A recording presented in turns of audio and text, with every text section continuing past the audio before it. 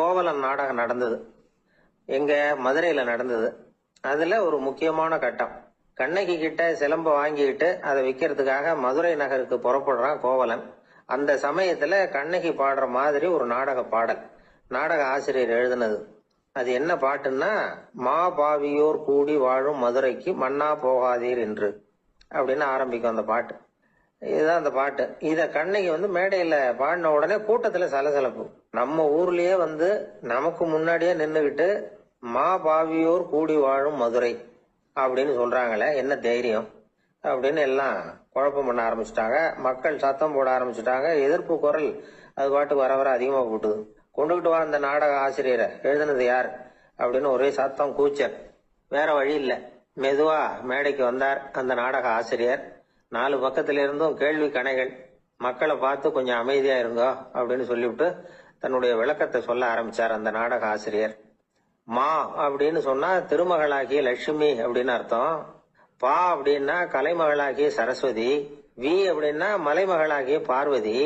மா பாவியோர் அப்படின்னா திருமகளும் கலைமகளும் மலைமகளும், இவங்க மூவரும் அப்படின்னு அர்த்தம். இந்த 3 பேரும் வாழ்கின்ற மதுரை புனிதம் நிறைந்தது, சகல செல்வங்களும் நிறைஞ்சது.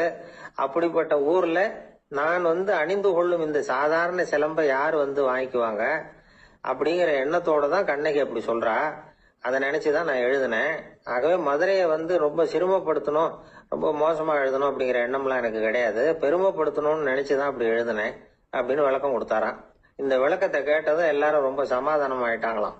இப்படி விளக்கம் கொடுத்த அந்த நாடக ஆசிரியர் யார் தெரியுமா? அவர் தான் தமிழ் நாடக உலகின் முதல் ஆசான் சங்கரதாஸ் சுவாமிகள். அவருக்கு நகைச்சுவை உணர்வும் அதிகம். 1920ஆம் ஆண்டு திருநெல்வேலியில அவர் தங்கி இருக்கிறார் நாடகம் நடத்துறதுக்காக. அவர் தங்கியிருந்த வீட்டுல கொசு, மூட்டை பூச்சி அதிகமா இருந்திருக்கு. அவரால் தூங்கவே முடியல. அவர் அனுபவிச்ச தொல்லைகள் ஒரு பாட்டா உருவாச்சு. வேடிக்கையா ஒரு பாட்டு எழுதினாராம். மூட்டையும் கொசுவும் ஒரு வீட்டிலே மீட்டிங் போட்டால் முன்னே நிற்க யாரால் முடியும்? கொசு மோகன ராகம் போல சத்தம் போட்டு முன்னே நின்று செய்திடும் யுத்தம். இத மறுநாள் நாடகத்துல கோமாளி வேஷம் போட்ட ஒரு சிறுவனை விட்டு பாட வச்சிருக்காரு. எல்லாரும் சிரிச்சு ரசிச்சாங்களாம். சங்கரதாஸ் சுவாமிகள் கல்யாணமே பண்ணிக்கல, துறவி மாதிரியே வாழ்ந்திருக்கார். தமிழ் நாடக கலைக்கு தன்னையே அர்ப்பணம் பண்ணிட்டவர் அவர். 1922 நவம்பர் மாசத்துல ஒரு நாள் புதுச்சேரியில அவர் வாழ்க்கை முடிஞ்சது. அப்ப அவருக்கு வயசு 55. சங்கரதாஸ் சுவாமிகள் நாடக ஆசிரியர் மட்டும் இல்ல, மேடை நாடக இயக்குனர், தயாரிப்பாளர். அவரே ஒரு சிறந்த நடிகர். ஒரு தடவை சாவித்திரி நாடகத்துல இவர் யமதர்மனா வேஷம் போட்டு நடிச்சிருக்கிறார். நாடகம் பார்த்துக்கிட்டு இருந்த கருவுற்ற ஒரு பெண்மணிக்கு பயத்தினால அங்கேயே குழந்தை பிறந்துட்டுதான். அந்த நிகழ்ச்சிக்கு அப்புறம் இவர் இந்த வேஷம் போடுறப்பெல்லாம் ஜனங்களுக்கு முன்கூட்டியே எச்சரிக்கை கொடுக்க ஆரம்பிச்சிருவாராம். அதாவது அப்படி யாராவது பயப்படுறவங்க இருந்தா கொஞ்சம் கண்ணை மூடிங்க அல்லது எழுந்திரிச்சு போடுங்கன்னு. நடிப்புன்னா அப்படி இல்ல இருக்கணும். இந்த காலத்துல நடிகர் ஒருத்தர் சொன்னார், சார் நான் இந்த நாடகத்துல நடிக்கிறப்போ முகத்துல நவரசங்களையும் காட்டி நடிச்சேன், உணர்ச்சிகளை எல்லாம் நல்லா காட்டி நடிச்சேன். அப்படி இருந்து ஜனங்கள் கல்லை எடுத்து மேடையில வீசிவிட்டாங்க சார் அப்படின்னாரு. நாடகத்துல உங்களுக்கு என்ன வேஷம் அப்படின்னு கேட்டாங்க. அது செத்து கிடக்கிற பணமா நடிச்சேன் சார் அப்படின்னாரு. என்னுடைய நண்பர் ஒருத்தர், அவருக்கு ஜாதகத்துல நம்பிக்கை உண்டு. அவரே ஜோசியம் எல்லாம் பாப்பார். என்ன சார் இந்த காலத்துல இதையெல்லாம் நம்பிக்கிட்டு இருக்கீங்களேன்னு கேட்டா, உங்களுக்கு ஒன்றும் தெரியாது சார், இந்த உலகத்துல ஒவ்வொருத்தரும் அவங்கவுங்க செய்யற நல்லது கெட்டதுக்கு தகுந்த பலனை அனுபவிச்சே தேரணும் பார். அது மட்டும் இல்ல, ஒருத்தன் செத்துட்டா கூட அவன் செஞ்ச பாவ புண்ணியங்கள் கூடவே போயிட்டு இருக்கோம் பார். அது எப்படி கூட போவோம் அப்படின்னு குதர்க்கமா கேட்டா, அதுக்கு அவர் ஒரு கதை சொன்னார். ரொம்ப சுவாரஸ்யமா இருந்தது. ஒரு ஊர்ல ஒருத்தர் இருந்தாராம். அவர் ஜோசியம் பாக்குறதுல ரொம்ப கெட்டிக்காரரு. ஒருத்தருடைய தலைமுடியை மட்டும் அவர்கிட்ட காட்டினா போதும், அதை மட்டும் பார்த்துட்டு அவருடைய ஜாதகத்தையே சொல்லிவிடுவாராம். அப்பேற்பட்ட திறமை. அந்த ஆள் ஒரு சமயம் கன்னியாகுமரி கடற்கரைக்கு போயிருந்திருக்கிறார். அங்க கரை ஓரமா ஒரு மண்டை ஓடு கிடந்திருக்கு. அதை எடுத்து பார்த்திருக்கிறார். அந்த மண்டை ஓட்டை வச்சுக்கிட்டே அதோட ஜாதகத்தை அலசி இருக்கிறார். இந்த மண்டை ஓட்டுக்கு உரிய ஆசாமி வாழ்க்கையில ரொம்ப கஷ்டப்பட்டு இருக்கிறான், நிறைய கஷ்டத்தை அனுபவிச்சிருக்கிறான், அது தாங்க முடியாம தான் கடல்ல விழுந்து தற்கொலை பண்ணிட்டு இருக்கான் அப்படிங்கறத அவரு கணிச்சுட்டார். இருந்தாலும் இந்த மண்டை ஓடு இன்னமும் அனுபவிக்க வேண்டியது பாக்கி இருக்கு அப்படிங்கறதையும் அவர் உணர்றார். அது சரி, ஒருத்த உயிரோட இருக்கிற வரைக்கும் தானே நல்லது கெட்டதை அனுபவிக்க முடியும். செத்ததுக்கு அப்புறமும் பாக்கி இருக்குன்னா அதை எப்படி அனுபவிக்கிறது? இந்த மண்டை ஓட்டுக்கு இன்னும் கொஞ்சம் பாக்கி இருக்கு அப்படிங்கிறது அவருக்கு புரிஞ்சதே தவிர அதோட அர்த்தம் என்னங்கிறது அவருக்கு சரியா விளங்கல. சரி, இதை இன்னும் கொஞ்சம் விவரமா ஆராய்ச்சி பண்ணி பார்ப்போம் அப்படின்னு நினைச்சுக்கிட்டு அதை தன்னுடைய வீட்டுக்கு எடுத்துட்டு போயிட்டார். அந்த மண்டை ஓட்டை ஒரு பொட்டியில வச்சு பூட்டினார். தன்னுடைய தனி அறையில அதை பத்திரமா வச்சுக்கிட்டார். தினமும் ராத்திரி ஆனதும் தன்னுடைய மனைவியை பார்த்து, நீ போய் பூஜை அறையில தனியா படுத்துக்கோ அப்படின்னு சொல்லிவிட்டு இவரு தினம் ராத்திரி 12 மணிக்கு பொட்டியை திறந்து பார்ப்பார். மண்டை ஓடு அப்படியே இருந்ததே தவிர இன்னும் கொஞ்சம் பாக்கி இருக்குங்கிறதுக்கு அர்த்தம் அவருக்கு விளங்கலை. அந்த மண்டை ஓட்டுக்கு இன்னும் என்ன பாக்கி இருக்க போகுது. இப்படியே ஒரு 10 நாள் போச்சு. அந்த வீட்டம்மாவுக்கு சந்தேகம் வந்துட்டுது. நம்ம வீட்டுக்காரர் நம்மளை தனியா ஏன் தூங்க சொல்றார் அப்படிங்கிற சந்தேகம். உடனே பக்கத்து வீட்டு அம்மா கிட்ட விஷயத்த சொல்லியிருக்கிறாங்க. அந்த அம்மா உடனே, நீ கவலைப்படாத, நான் கண்டுபிடிச்சு சொல்றேன்னு சொல்லிவிட்டாங்களாம். அன்னைக்கு ராத்திரியே ஜன்னல் வழியா எட்டி பார்த்துருக்குறாங்க. இந்த ஆள் மண்டை ஓட்டை கையில வச்சுக்கிட்டு அதை திருப்பி திருப்பி அப்படியும் அப்படியும் பார்த்துக்கிட்டு இருந்தது தெரிஞ்சுட்டுது. மறுநாள் காலையில அவரோட மனைவியை பார்த்தாங்க. ஏம்மா, உன் வீட்டுக்காரருக்கு நீ முதல் மனைவியா 2வது மனைவியா அப்படின்னு கேட்டாங்க. எனக்கு தெரிஞ்ச வரைக்கும் நான் ஒருத்தி தான் அவருடைய மனைவின்னாங்க. அப்படி இல்ல, நீ அவருக்கு 2வது மனைவி. முதல் மனைவியின் மண்டை ஓடுதான் அவர் கையில இருக்குப்போ, அதைத்தான் அவர் தினமும் ராத்திரியில எடுத்து பார்த்துக்கிட்டு இருக்கிறாரு அப்படின்னு விட்டாங்க அந்த அடுத்த வீட்டம்மா. அப்படியா விஷயம்னு சொல்லிவிட்டு கணவன் வீட்டுல இல்லாத நேரமா பார்த்து அந்த மண்டை ஓட்டை எடுத்து கொண்டாந்து ஒரு உரல்ல போட்டு உலக்கையால குத்தி நொறுக்க ஆரம்பிச்சுட்டு அந்த அம்மா. வெளியே போயிருந்த அந்த ஆள் அப்பதான் உள்ள நுழைஞ்சார். மண்டை ஓடு உலக்கை கிட்ட குத்து வாங்கிட்டு இருக்கு. அது அனுபவிக்க வேண்டியது இன்னும் கொஞ்சம் பாக்கி இருக்கு அப்படிங்கறதுக்கான அர்த்தம் எனக்கு இப்பதான் புரிஞ்சுதுன்னாராம் அவர். இந்த கதையிலிருந்து நாம இன்னொரு நீதியையும் புரிஞ்சுக்கணும். அதாவது நம்ம வீட்டை பத்தி நமக்கு தெரியாததெல்லாம் அடுத்த வீட்டுக்காரங்களுக்கு நல்லா தெரியும். ஒருத்தர் ரொம்ப கவலையோட உட்கார்ந்து இருந்தார். எதை பத்தி சார் கவலைப்படுறீங்கன்னு கேட்டோம். எதிர்காலத்தை பத்தி கவலைப்படுறேன்னார். ஏன்னு கேட்டோம். என்ன பண்றதுன்னே தெரியல சார், எதிர்காலம் ஒரே இருட்டா இருக்கு, பாதையே புரியலன்னார். இன்னைக்கு நம்ம இளைஞர்கள் பல பேருக்கு எதிர்காலம் இருட்டாதான் தெரியுது. அவங்கெல்லாம் இந்த கதையை கொஞ்சம் கேட்கணும். ஒரு மலை அடிவாரத்துல ஒரு சின்ன கிராமம். அந்த மலை ரொம்ப உயரமானது. அடர்த்தியா செடி கொடிகள் மரங்கள் அதுல மண்டி கிடக்குது. பகல் வேளையில இருட்டாதான் இருக்கும், அவ்வளவு அடர்த்தி. அந்த மலை உச்சியில ஒரு கோவில். முத நாள் ராத்திரியே புறப்பட்டாதான் காலையில அந்த கோயிலுக்கு போய் சேர முடியும். கிராமத்து இளைஞன் ஒருத்தன் அந்த மலை உச்சிக்கு போக வேண்டியிருந்தது. கையில ஒரு விளக்க எடுத்துக்கிட்டு முத நாள் ராத்திரியே புறப்பட்டான். புறப்பட்டு போனவன் கிராமத்து எல்லையிலேயே நின்னுட்டான். ஏன் தெரியுமா? அவன் கையில இருந்த விளக்கோட வெளிச்சம் 10 அடி தூரத்துக்கு தான் தெரியுது. அது வரைக்கும் தான் பாதை தெளிவா இருக்குது. அதுக்கு அப்பால எல்லாம் ஒரே இருட்டா இருக்குது, பாதை புரியல. இவன் யோசனை பண்ணி பார்த்தான். மனசுக்குள்ள ஒரு சந்தேகம். 10 அடி தூரம் தானே வெளிச்சம் தெரியுது, அப்படின்னா நாம 10 அடி தூரம் தானே போக முடியும். அதுக்கும் அந்தாண்ட ஒரே இருட்டா இருக்குதே, அதுல எப்படி நாம நடந்து போறது? நாம ரொம்ப தூரம் நடந்து போய் ஆகணுமே. அப்படிப்பட்ட நினைப்புலாம் அவனுக்கு வந்துட்டுது. இதுதான் அவன் மனசுல ஏற்பட்ட தயக்கம். இப்படி யோசிச்சுக்கிட்டே அந்த இளம் ஆசாமி புறப்பட்ட இடத்துலயே நின்றுட்டு இருக்கிறான். அந்த சமயத்துல ஒரு வயசான பெரியவர் அந்த பக்கமா வந்தார். அவரு கையில இதை விட சின்னதா ஒரு விளக்கு வச்சிருந்தார். அது எப்படின்னா அது ஒரு 5 அடி தூரத்துக்கு தான் வெளிச்சம் காட்டுது. அவ்வளவு சின்ன விளக்கு. அவரும் மலை உச்சிக்கு போறதுக்காக தான் வந்துகிட்டு இருக்கிறார். அவரை பார்த்து இவன் கேட்டான், என்ன பெரியவரே, இவ்வளவு சின்ன விளக்க வச்சுக்கிட்டு அவ்வளவு தூரத்துக்கு எப்படி மலையேற போறீங்க அப்படின்னு கேட்டான். நீ ஏன் இப்படி தயங்கிட்டே நிக்கிறேன்னு கேட்டார் பெரியவர். என்கிட்ட இருக்கிற விளக்கு 10 அடி தூரத்துக்கு தான் பாதையை காட்டுதுன்னா. இப்ப பெரியவர் சொன்னார், தம்பி, உன் கையில இருக்கிற விளக்கு கொடுக்கற வெளிச்சத்தை வச்சு நீ முதல்ல 10 அடி தூரம் முன்னாடி போ. 10வது அடியில போய் நின்றுட்டு பாரு, மறுபடியும் ஒரு 10 அடி தூரத்துக்கு பாதை தெரியும். இப்படி உன் கையில இருக்கிற விளக்கு தொடர்ந்து வெளிச்சம் காட்டிக்கிட்டே இருக்கும்.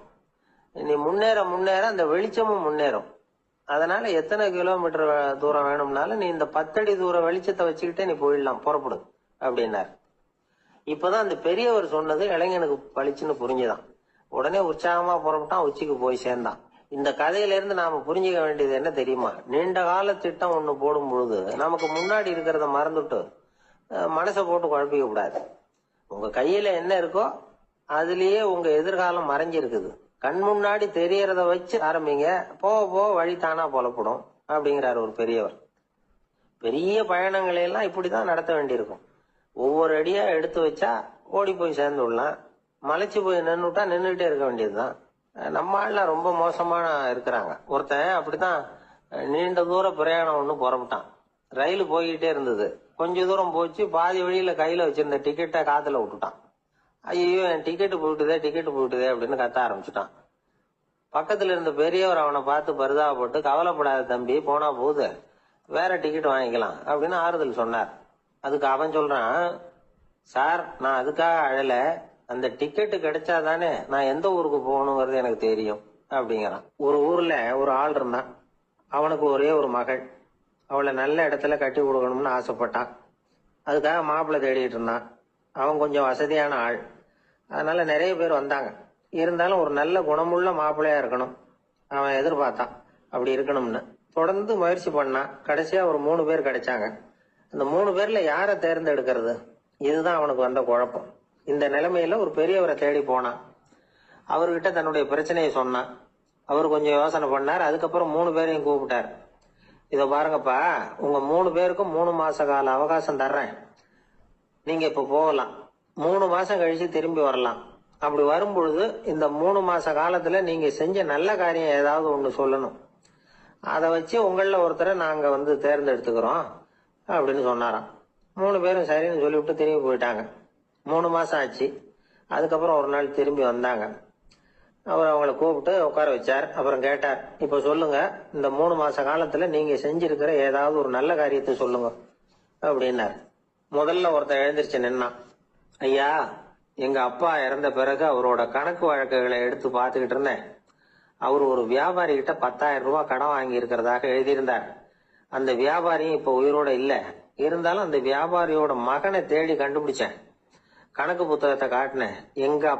உங்க அப்பா கிட்ட 10,000 ரூபாய் கடன் வாங்கி இருக்கிறதாக இதை எழுதியிருக்கிறார்.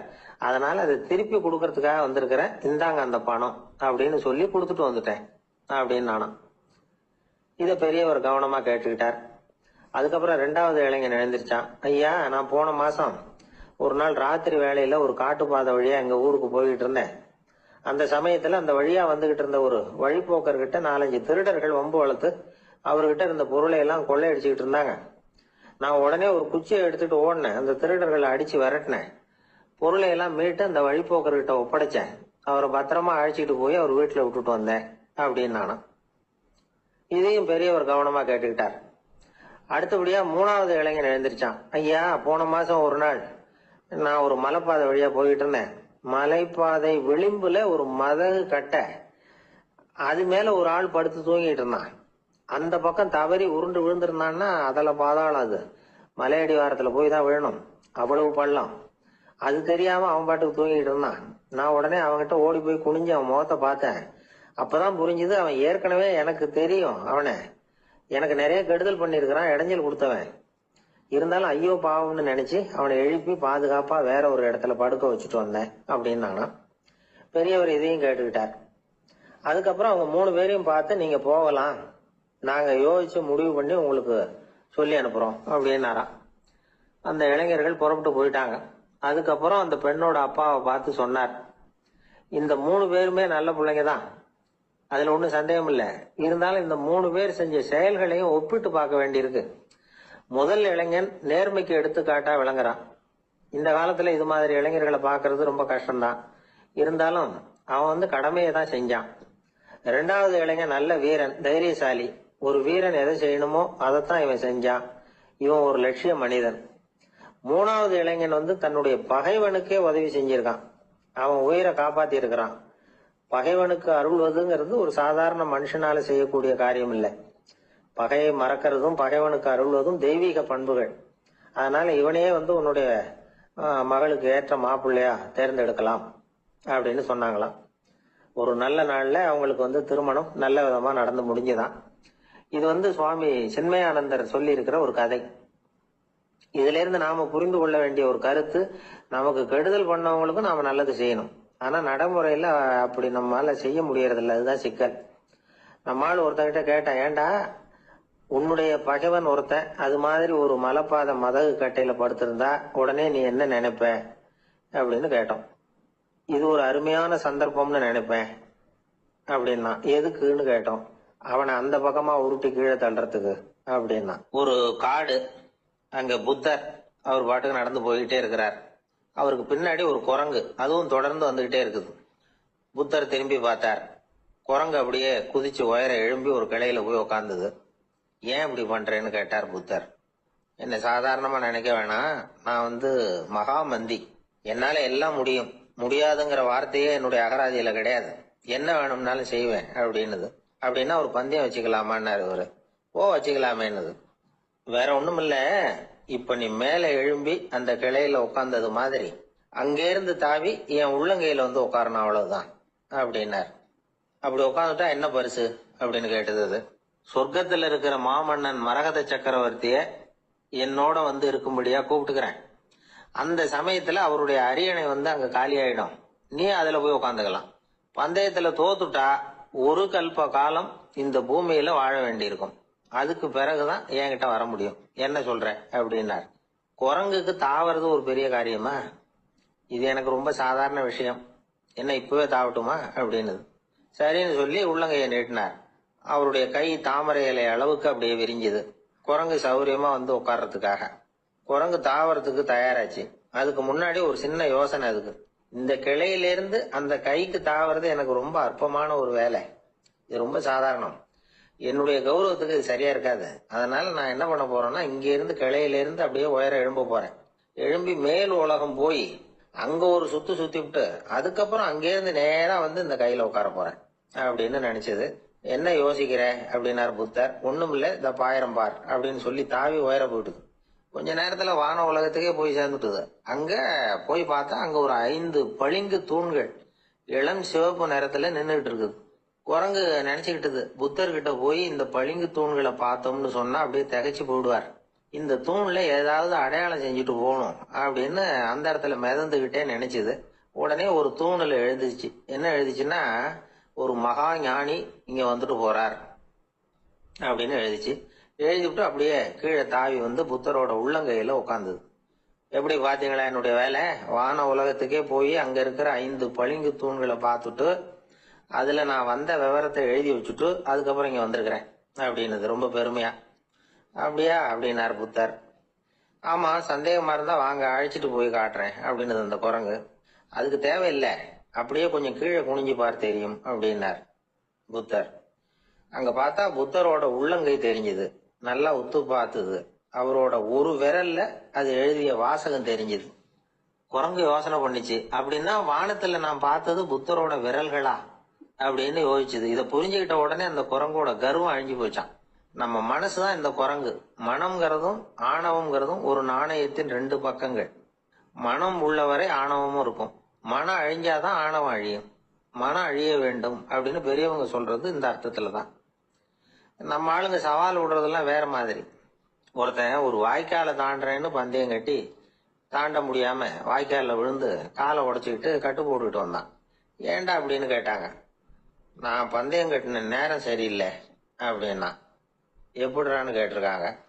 வாய்க்காலில் தண்ணி இருக்கிற நேரமா பார்த்து பந்தயம் கட்டியிருக்கணும் அப்படின்னானா. ஒரு அம்மா, அவங்களுக்கு 35 வயசு இருக்கும், குடும்பத்துல எந்த கஷ்டமும் இல்லை, இருந்தாலும் காரணம் இல்லாம பிள்ளைங்க பேர்ல கோவப்படுறது, எரிஞ்சு விடுறது அவங்க வழக்கம். பிள்ளைங்க அழும், உடனே அவங்க மனசும் சங்கடப்படும். இன்னொரு அம்மா, நல்ல வேலையில இருக்கிறவங்க, வாரத்துக்கு ஒரு தடவையாவது தலைவலி வந்துடும். இவங்களுக்கெல்லாம் உடம்புல எந்த கோளாறும் இல்லை, மனசு மட்டும் சரியா இருக்காது, தூக்க மாத்திரை கையில வச்சிருப்பாங்க. 30-35 வயசுடைய பெண்களுக்கு சர்வசாதாரணமா காணப்படுகிற மனக்கோளாறு இது. இதுக்கு பேர் மனவாட்டம், டிப்ரெஷன், மனமடிவு அப்படின்னு சொல்லலாம். இந்த நோய்க்கு அறிகுறி என்ன தெரியுமா? மனசுல வருத்தமான உணர்வு இருக்கும், அடிக்கடி அழலாம் போல தோணும். முன்னால எல்லாம் எந்தெந்த செயல்ல ஆர்வம் இருந்ததோ அதெல்லாம் குறைஞ்சிரும், அல்லது சுத்தமாவே ஆர்வம் இல்லாம போயிடும். சில பெண்கள் இளம் வயசுல பக்கத்துல இருக்கிறவங்க கிட்ட கலகலப்பா பேசுவாங்க, வீட்டை அலங்கரிக்கிறதுல ஆர்வம் இருக்கும். இப்போ அதுல எல்லாம் ஆர்வம் இல்லாம போயிடும். எந்த வேலை செஞ்சாலும் சீக்கிரம் களைப்பு அடைஞ்சு விடுறது மாதிரி ஆயிடும். நமக்கு யாருமே உதவியா இல்லை, நம்ம எல்லாரும் கை விட்டுட்டாங்க போல இருக்குதே அப்படிங்கிற உணர்வுலாம் உண்டாகும். தன்னைத்தானே குறை சொல்லிக்குவாங்க, நாம தப்பு பண்ணிவிட்டோம் போல இருக்குதே அப்படின்னு தோணும். குற்றம் பண்ணிட்டதா நினைச்சு கஷ்டப்படுவாங்க. பசி இருக்காது, தூக்கத்துல தொந்தரவு இருக்கும், அடிக்கடி செத்து போடலாங்கிற உணர்வு வரும், தற்கொலை பண்ணிக்கலாங்கிற எண்ணம் உண்டாகும்.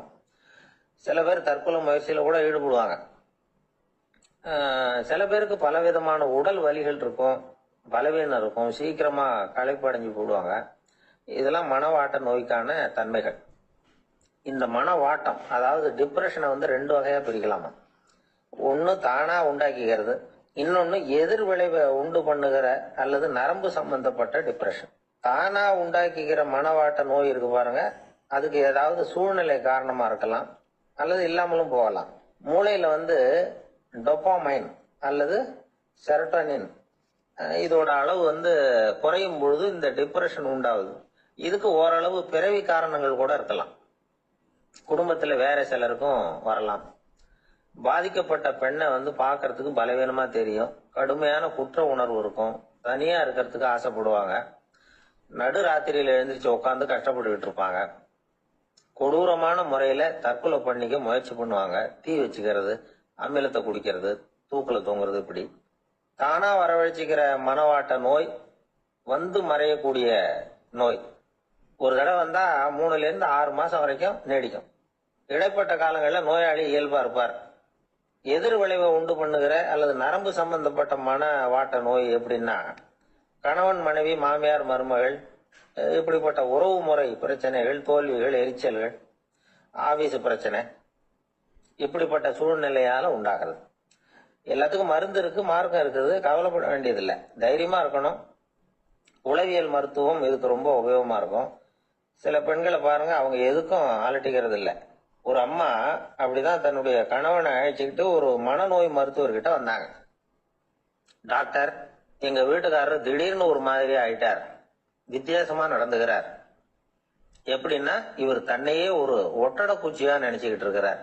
அப்படி நினைச்சுக்கிட்டு தன்னுடைய தலையாலேயே வீட்டுல உள்ள ஒட்டடையெல்லாம் தொடச்சிக்கிட்டு இருக்கிறார் அப்படின்னாங்க. எவ்வளவு நாளா அப்படி இருக்குதுன்னு கேட்டார் டாக்டர். 1 வாரமா அப்படி இருக்குது அப்படின்னாங்க அந்த அம்மா. அப்படின்னா முன்னாடியே ஏன் அழைச்சிட்டு வரல அப்படின்னு கேட்டார் டாக்டர். வீடு பூரா சுத்தமாகட்டுமேனு பாத்துக்கிட்டு இருந்தேன் டாக்டர் அப்படின்னாங்களாம் அந்த அம்மா. ஒரே ஒரு ஊர்ல ஒரு பாதிரியார் இருந்தார். ரொம்ப நாள் சந்தோஷமா வாழ்ந்தார். ஒரு நாள் அவரு மடத்து சமையல் அறையில பாத்திரங்களை கழுவி துலக்கி சுத்தப்படுத்திக்கிட்டு இருந்தார். அந்த சமயத்துல ஒரு தேவ தூதன் அவர் முன்னாடி வந்து நின்னான். இவர் நிமிர்ந்து பார்த்தார். ஆண்டவர் என்ன வந்து உங்ககிட்ட அனுப்பியிருக்கிறார், பரலோகத்துல வாசம் செய்யறதுக்கு உங்களுக்கு நேரம் வந்துட்டுது அப்படின்னு அந்த ஆள். ஆண்டவருக்கு என்னோட ஞாபகம் வந்ததுக்கு நன்றி. ஆனாலும் இப்போ இங்க நீயே பாரு, எவ்வளவு பாண்டங்கள் பாக்கி இருக்கு, இவ்வளவையும் நான் வந்து சுத்தப்படுத்த வேண்டியிருக்கு. நான் வந்து நன்றி கெட்டவனா இருக்க விரும்பல.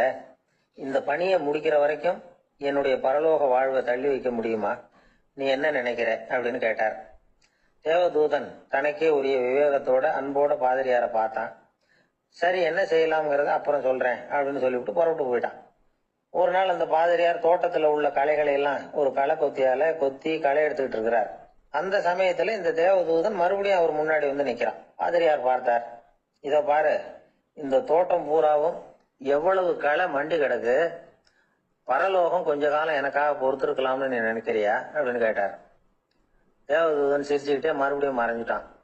மறுபடியும் அவர் களை எடுக்கிறது, தானிய கலைஞத்துக்கு வர்ணம் பூசுறது, இப்படிப்பட்ட வேலைகள்ல ஈடுபட்டிருக்கார்.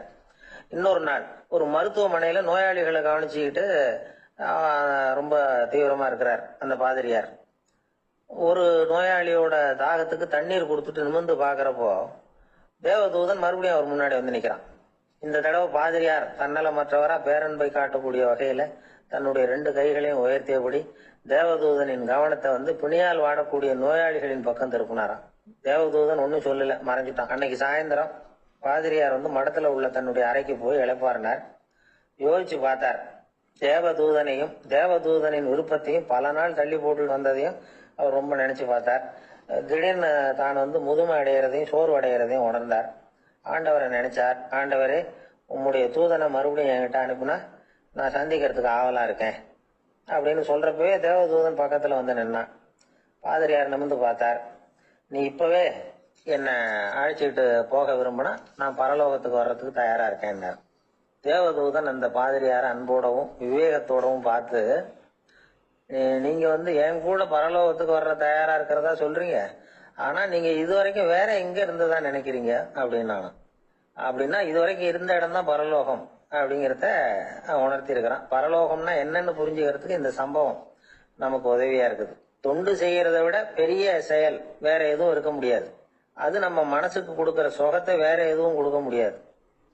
நாம தொண்டு செய்யற இடம் தான் அந்த புண்ணிய இடம். ஆனா இந்த காலத்துல எல்லாம் நாம தொண்டு செய்யணும்னு நினைச்சு ஏதாவது ஆரம்பிச்சா கூட அதை ஒரு மாதிரியா சுத்தி நின்று வேடிக்கை பார்க்க ஆரம்பிச்சிடுறாங்க. ஒரு பெரியவர் அப்படித்தான் ஒரு தொண்டு செஞ்சுக்கிட்டு இருந்தார். ஒரு கோவில் கட்டிக்கிட்டு இருந்தாங்க. அதுல ஒரு இடத்துல ஒரு பலகையை வச்சு ஆணி அடிக்கிற வேலையை செஞ்சுக்கிட்டு இருந்தார் அந்த பெரியவர். ஒரு சின்ன பையன் அதை ரொம்ப ஊக்கமா அக்கறையா கவனிச்சுக்கிட்டு இருந்தான். பெரியவர் இதை கவனிச்சார். என்னப்பா பாக்குற, உனக்கும் இது மாதிரி தொண்டு செய்யணும்னு ஆசையா இருக்கா அப்படின்னு கேட்டார். அதுக்கு அந்த பையன் சொல்றான், அப்படி இல்லைங்க, நீங்க ஆணி அடிக்கிறப்போ கையில சுத்தியால அடிச்சுக்கிட்டா எப்படி துடிப்பீங்க, எப்படி கத்துவீங்கன்னு தெரிஞ்சுக்கிறதுக்காக அதை பார்க்கணும்னு ஆசை, அதுக்காக தான் காத்துக்கிட்டு இருக்கேன்.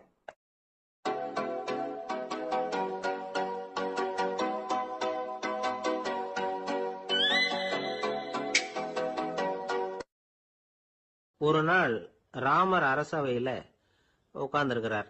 ராமராஜ்யம் நடந்துகிட்டு இருந்த நேரம். அந்த சமயத்துல ஒரு நாய் அரச சபைக்கு வந்துதான். அது தலையில அடிபட்டு ரத்தம். அந்த கோலத்துல அது அங்க வந்தது. எல்லாரும் ஆச்சரியமா அதை பார்த்தாங்க.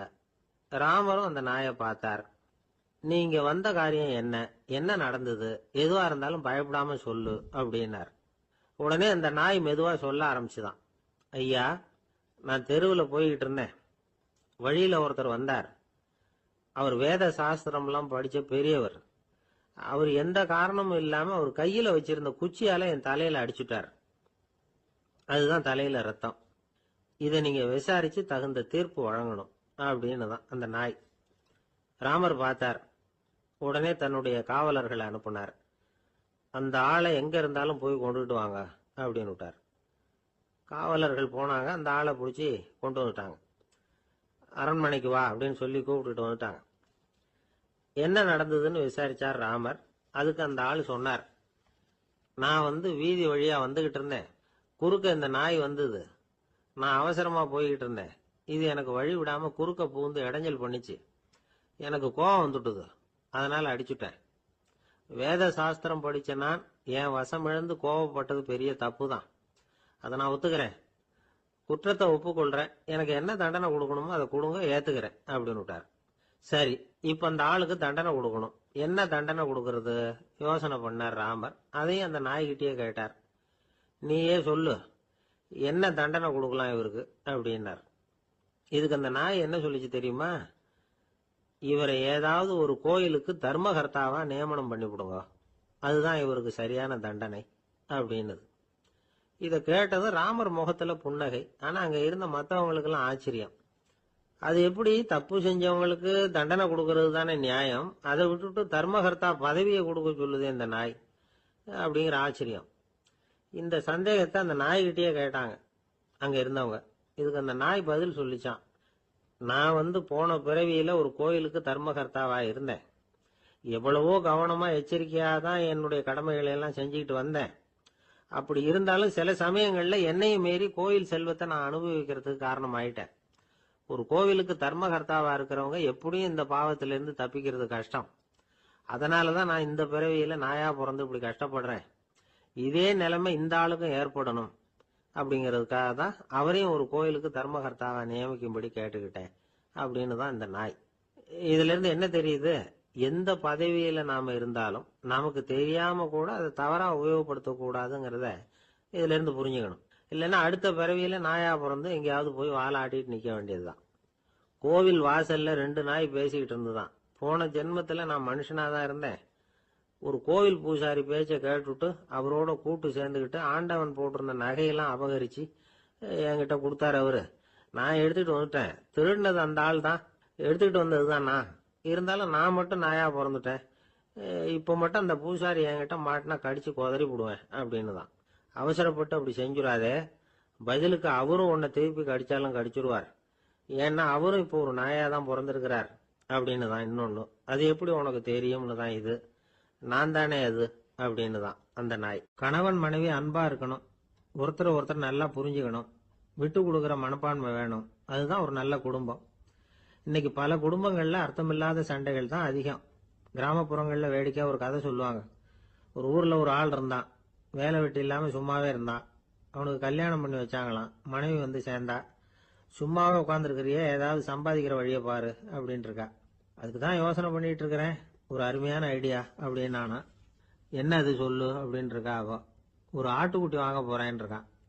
அதை வாங்கி என்ன பண்ண போறேன்னா, அந்த குட்டி வளரும், பெருசாகும், அதுக்கப்புறம் அது நிறைய குட்டி போடும் அப்படின்னு இருக்கான். சரி, அப்புறம் அப்புறம் என்ன, அதையெல்லாம் சந்தையில் கொண்டுட்டு போய் வித்துவிட்டு அந்த காசுக்கு ஒரு எருவு மாடு வாங்கலாம். சரி, அது எதுக்கு? எருவு மாடு நிறைய பால் கொடுக்கும். அதை கொண்டுகிட்டு போய் பால் பண்ணையில் கொடுப்பேன், அல்லது நானே வித்துருவேன். கை நிறைய காசு கிடைக்கும். அதுக்கப்புறம் ஒரு பசுமாடு வாங்குவேன், பாலையும் விற்கலாம், நாமளும் காய் போட்டு சாப்பிடலாம். இப்படிலாம் சொல்லியிருக்கான். அப்போ அந்த பொண்ணு சொல்லிச்சான், அடுத்த தெருவில் இருக்கிற எங்க அம்மா வீட்டுக்கும் கொஞ்சம் பால் கொடுத்து அனுப்பலாம் அப்படின்னு இருக்கா அந்த பொண்ணு. இந்த இடத்துல கணவனுக்கு கோவம் வந்துட்டுது. அது எப்படி உங்க அம்மா வீட்டுக்கு எதுக்கு கொடுக்கணும், அதெல்லாம் முடியாதுன்னு இருக்கான். இந்த இடத்துல சண்டை ஆரம்பமாயிட்டுது. கொஞ்ச நேரத்துல ரெண்டு பேரும் சத்தம் போட ஆரம்பிச்சுட்டாங்க. கடுமையான சண்டை நடக்கிறத பக்கத்து வீட்டுக்காரன் காதுல வாங்கினான். அவன் ஓடியாந்தான். அவனுக்கு தெரியும், வாங்காத மாட்டுக்காக இப்படி சண்டை போட்டுட்டு இருக்கிறாங்கிறது அவனுக்கு புரியும். அவன் ஓடி வந்து சொன்னான், ஏண்டா உன்னோட பசுமாட்டை ஒழுங்கா கட்டி போடக்கூடாதான் இருக்கான்.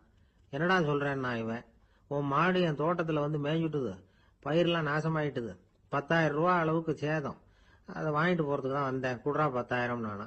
இவன் அரண்டு போயிட்டான். அப்புறம் சொன்னான், டேய் நான் இன்னும் மாடே வாங்கலையே, அதுக்குள்ள அது வந்து எப்படிடா உன் தோட்டத்துல மேயும், என்னடா உளர்றேன்னு இருக்கான். நீ தாண்டா இப்போ உளறிட்டு இருக்க, மாடே வாங்கல, அதுக்குள்ள எப்படிடா வந்து உன்னுடைய மனைவி அவங்க அம்மா வீட்டுக்கு பால் கொடுத்து அனுப்ப முடியும் அப்படின்னு அவன் கேட்டானா. நம்ம ஆளுக்கு இப்பதான் புத்தி வந்துதான். அர்த்தமே இல்லாத சண்டை போட்டுட்டு இருக்கிறோம் அப்படிங்கறத அவன் புரிஞ்சுக்கிட்டானான். இது நம்ம முன்னோர்கள் சொல்லி இருக்கிற ஒரு கதை. சண்டையில தான் அர்த்தம் இல்லையே தவிர கதையில் அர்த்தம் உண்டு. அதாவது இல்லாத விஷயங்களுக்காக சண்டை போட்டுக்கிட்டு இல்லறத்தை வீணாக்கிக்கிட்டு இருக்கிற மனிதர்கள் இன்றைக்கு நிறைய பேர் இருக்கிறாங்க. ஒருத்தன் தன்னுடைய மனைவியை பத்தி மாமனார்கிட்ட புகார் சொன்னானா, மாமா உங்க பொண்ணு அர்த்தமில்லாத சண்டை போடுறா, எதுக்கு எடுத்தாலும் எடுத்தெறிஞ்சு பேசுறா அப்படின்னு இருக்கான். நீ எப்படி மாப்பிள்ள அதை சமாளிக்கிற அப்படின்னு கேட்டிருக்காரு அவரு. அவ எடுத்தெறியறது என் மேல படாம ஒதுங்கி நின்னுக்கிறேன் அப்படின்னு நானா இவன். ஒரு சிகை அலங்கார கூடம், ரொம்ப சுறுசுறுப்பா எல்லாரும் வேலை செஞ்சுட்டு இருக்கிறாங்க. முடிவெட்டிக்க வந்திருக்கிறவங்க நிறைய பேர், எல்லாரும் வரிசையா உட்காந்துருக்கிறாங்க. அந்த சமயத்துல திடீர்னு கதவை திறந்துக்கிட்டு ஒருத்தர் உள்ள வர்றார். அவரு ஒரு பெரிய மனிதர். அவரும் முடிவெட்டிக்கிறதுக்காக தான் உள்ள வந்திருக்கிறார். அவரை பார்த்த உடனே அங்க வரிசையில் உட்காந்துருந்தவங்க எல்லாரும் எழுந்திருச்சு அவர்கிட்ட வந்துட்டாங்க. அவரை சுத்தி நின்றுட்டாங்க. எப்படி இருக்கிறீங்க, நல்லா இருக்கீங்களா அப்படின்னு விசாரிக்க ஆரம்பிச்சுட்டாங்க. எல்லாம் முடிஞ்சதும் வந்தவர் கேட்டார், வரிசையில கடைசியா இருக்கிறவர் யார் அப்படின்னு கேட்டார். ஏன்னு கேட்டாங்க. நான் அதுக்கு அடுத்தபடியா உட்காரணும், அதுக்காக தான் கேட்கறேன் அப்படின்னார். உடனே அங்க இருந்தவங்க எல்லாம் என்ன சொன்னாங்க தெரியுமா, நீங்க வந்து வரிசையில காத்திருக்க கூடாது, நீங்க அரசாங்கத்தின் தலைவர், உங்களுக்கு நேரம் முக்கியம், அதனால நீங்க முன்னாடி போங்க அப்படின்னு சொன்னாங்க. ஆனா அதை அவர் கேட்கல. தோழர்களே, உங்களுடைய கருத்துக்கு ரொம்ப நன்றி. எல்லாரும் வரிசையா தான் வரணும், அதுதான் முறை. வரிசையில வரணுங்கிற நடைமுறையை நானும் பின்பற்ற விரும்புறேன். நாம எல்லாரும் சமமானவர்கள் அப்படின்னார். இப்படி சொல்லிவிட்டு வரிசையில கடைசியா இருந்த ஒரு நாற்காலியில போய் உட்காந்துக்கிட்டார். தன் சட்டை பையில இருந்த ஒரு செய்தித்தாளை எடுத்தார், படிக்க ஆரம்பிச்சுட்டார். ஆனா அங்க இருந்தவங்களால இதை வந்து பாத்துக்கிட்டு சும்மா இருக்க முடியல. ஒருத்தர் எழுந்திருச்சு வந்தார். ஐயா, இப்ப என்னுடைய முறை வந்திருக்குது, நான் தான் போக வேண்டிய முறை. உங்களை இங்க காத்திருக்க வைக்கிறத விட ஒரு 5 ஆண்டுகளுக்கு கூட நான் வந்து முடிவெட்டிக்காமே இருந்துட முடியும் அப்படின்னார். அவர் மறுபடியும் சொன்னார், ஐயா நீங்க வந்து வரிசை முறையை தாண்டி போக விருப்பப்படல, சரி, ஆனா என்னுடைய முறையை வந்து மாத்தி கொடுக்கறதுக்கு எனக்கு வந்து முழு உரிமை இருக்குது. இதுக்கு பதிலா உங்களுடைய கடைசி இடத்தை நான் எடுத்துக்கிறேன், இதை நீங்க மறுக்க முடியாதுன்னார். அங்க இருந்து மற்றவங்களும் இதை ஒரு மனசா வற்புறுத்த ஆரம்பிச்சுட்டாங்க. அந்த பெரிய மனிதர் பார்த்தார், சரின்னு கடைசியா ஒத்துக்கிட்டார். அவர் யார் தெரியுமா? அவர் தான் மாவீரர் லெனின். ரஷ்யாவில் கிரெம்ளின் சிகை அலங்கார கூடத்துல தான் இது நடந்தது. எல்லாரும் இந்நாட்டு மன்னர்கள்னு வாயளவுல பேசுறதுல என்ன பிரயோஜனம்? நாம எல்லாரும் சமம்ங்கிறத நடைமுறையில கடைபிடிச்சு காட்டினவங்க கொஞ்சம் பேர் தான். அவங்கள ஒருத்தர் தான் லெனின். வரிசையில நின்று வர்றதுங்கிறது ஒரு சிறந்த பண்பு, உயர்ந்த பண்பு. இன்னைக்கு பல இடங்கள்ல அது நமக்கு தேவைப்படுது. ஒரு ரேஷன் கடைவாசல், கடை திறக்கிறதுக்கு முன்னாடியே எல்லாரும் வந்து வரிசையில நின்னுட்டாங்க. கடைசியா வந்த ஒருத்தர் கியூல முன்னாடி போறதுக்கு முயற்சி பண்றார். ஏற்கனவே நின்றுட்டு இருக்கிறவங்க அவரை முன்னாடி போறதுக்கு விட மாட்டேங்கிறாங்க. கடைசியா போய் நில்லையா அப்படின்னு எல்லாரும் கத்துறாங்க. அது அவர் காதுல வாங்கல. முண்டி அடிச்சுக்கிட்டு முன்னாடி போறதுக்கே முயற்சி பண்ணிட்டு இருக்கிறார். எல்லாரும் சேர்ந்து அவரை வலுக்கட்டாயமா இழுத்து கொண்டாந்து பின்னாடி கொண்டு போய் நிறுத்திவிட்டாங்க. நிறுத்திவிட்டு சொன்னாங்க, இதை பாருப்பா, நாங்க இருக்கிற வரைக்கும் நீங்க முன்னாடி போய் எதையும் வாங்க முடியாது, தெரிஞ்சுக்கோ அப்படின்னாங்க. இப்போ அந்த ஆளு சொன்னாராம், நான் இங்க பின்னாடி நிக்கிற வரைக்கும் நீங்களும் எதுவும் வாங்க முடியாது அப்படின்னாராம். ஏன்னு கேட்டிருக்கிறாங்க. நான் தான் அந்த கடையை திறக்க வேண்டிய ஆள் அப்படின்னா. அபூர்வமான திருடர்களும் உண்டு. ஒரு திருடன் சிறையிலிருந்து விடுதலையாகி வெளியில போனான். கொஞ்ச நாள்ல மறுபடியும் திரும்பி ஜெயிலுக்கு வந்துட்டான். அப்போ சிறை அதிகாரி அவனுக்கு அறிவுரை சொன்னாராம். ஏன்பா, இப்படி அடிக்கடி தப்பு பண்ணிவிட்டு ஜெயிலுக்கு வந்து விடுறியே, உனக்கு சொந்த பந்தம் எதுவும் இல்லையா? உனக்கு அப்பா, அண்ணன், தம்பிகள் அவங்க கூட எல்லாம் சேர்ந்து வாழணுங்கிற ஆசை இல்லையா அப்படின்னு கேட்டிருக்காரு. அவங்களோட சேர்ந்து வாழணுங்கிற ஆசை எனக்கு நிறைய உண்டுங்க சார் அப்படின்னு அவன். அப்புறம் எதுக்கு இப்படி ஜெயிலுக்கு வந்து விடுற அப்படின்னாரான் அவரு. அவங்க எல்லாருமே இங்கே தானே சார் இருக்காங்க அப்படின்னு அவன். நம்ம கிட்ட ஒருத்தன் தப்பா நடந்துகிட்டானா உடனே நாம என்ன செய்வோம்? கையை ஓங்கிட்டு அவனை அடிக்க போவோம். நாம அவங்கிட்ட அவனை விட ஒருபடி மேலா தப்பா நடந்துக்குவோம். ஆனா பெரியவங்க எல்லாம் அப்படி நடந்துக்கிறது இல்ல. இன்னா செய்தாரை ஒருத்தல் அவர் நாண நன்னயம் செய்து விடல் அப்படின்னு வள்ளுவர் சொல்லியிருக்காரு இல்லையா? அதுக்கு தகுந்த மாதிரி நடந்துக்குவாங்க. பாயசித் விஸ்தாமிங்கிறவர் ஒரு பெரிய ஞானி. அவர் ஒரு நாள் ராத்திரி ரொம்ப நேரம் மசூதியில் இருந்துட்டு வீட்டுக்கு திரும்பி வந்துகிட்டு இருக்கிறார். வழியில ஒரு குடிகாரன், அவன் கையில ஒரு இசை கருவி, அதை கண்ணா பின்னான்னு மீட்டிக்கிட்டு வாய்க்கு வந்தபடியே என்னத்தையோ பாட்டுன்னு நினைச்சுக்கிட்டு பாடிக்கிட்டு அவன் பாட்டுக்கு கிடக்குறான் வழியில. அதோட இருந்தாலும் பரவாயில்ல, அந்த பக்கமா வழியில போறவங்க வர்றவங்களை எல்லாம் பார்த்து கண்ணா பின்னான்னு திட்டிக்கிட்டு இருக்கிறான், ரொம்ப வளர்க்குறான். பாயசித் பிஸ்தாமிங்கிற அந்த பெரியவர் அந்த வழியா போறார். அவனை பார்க்கிறார். அவனுடைய நிலைமைய பார்த்துட்டு பரிதாபப்படுறார். ஏன்பா இது மாதிரி எல்லாம் நடந்துக்கிற, இப்படி நடக்கலாமா அப்படின்னு ஏதோ கொஞ்சம் புத்திமதி சொல்றதுக்கு ஆரம்பிச்சார். அவனுக்கு கோபம் வந்துட்டுது.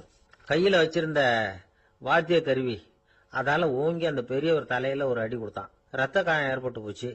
அவன் கையில இருந்த இசை கருவியும் அடிச்ச வேகத்துல ரெண்டா உடஞ்சு போச்சு. அவ்வளவு வேகமா அடிச்சிருக்கான். இவ்வளவு தூரத்துக்கு நடந்து போச்சுல்ல, அந்த மாபெரும் ஞானி வாயை திறந்து ஒரு வார்த்தை கூட பேசல. பேசாம தலையை பிடிச்சிக்கிட்டு அவர் பாட்டுக்கு போயிட்டார். மறுநாள் அந்த பெரியவர் என்ன பண்ணார் தெரியுமா? கொஞ்சம் இனிப்பு பண்டங்கள், கொஞ்சம் பணம், இது ரெண்டையும் ஒரு ஆள் மூலமா அனுப்பி வச்சார் அந்த குடிகாரனுக்கு. அவனுக்கு ஒன்னும் புரியல.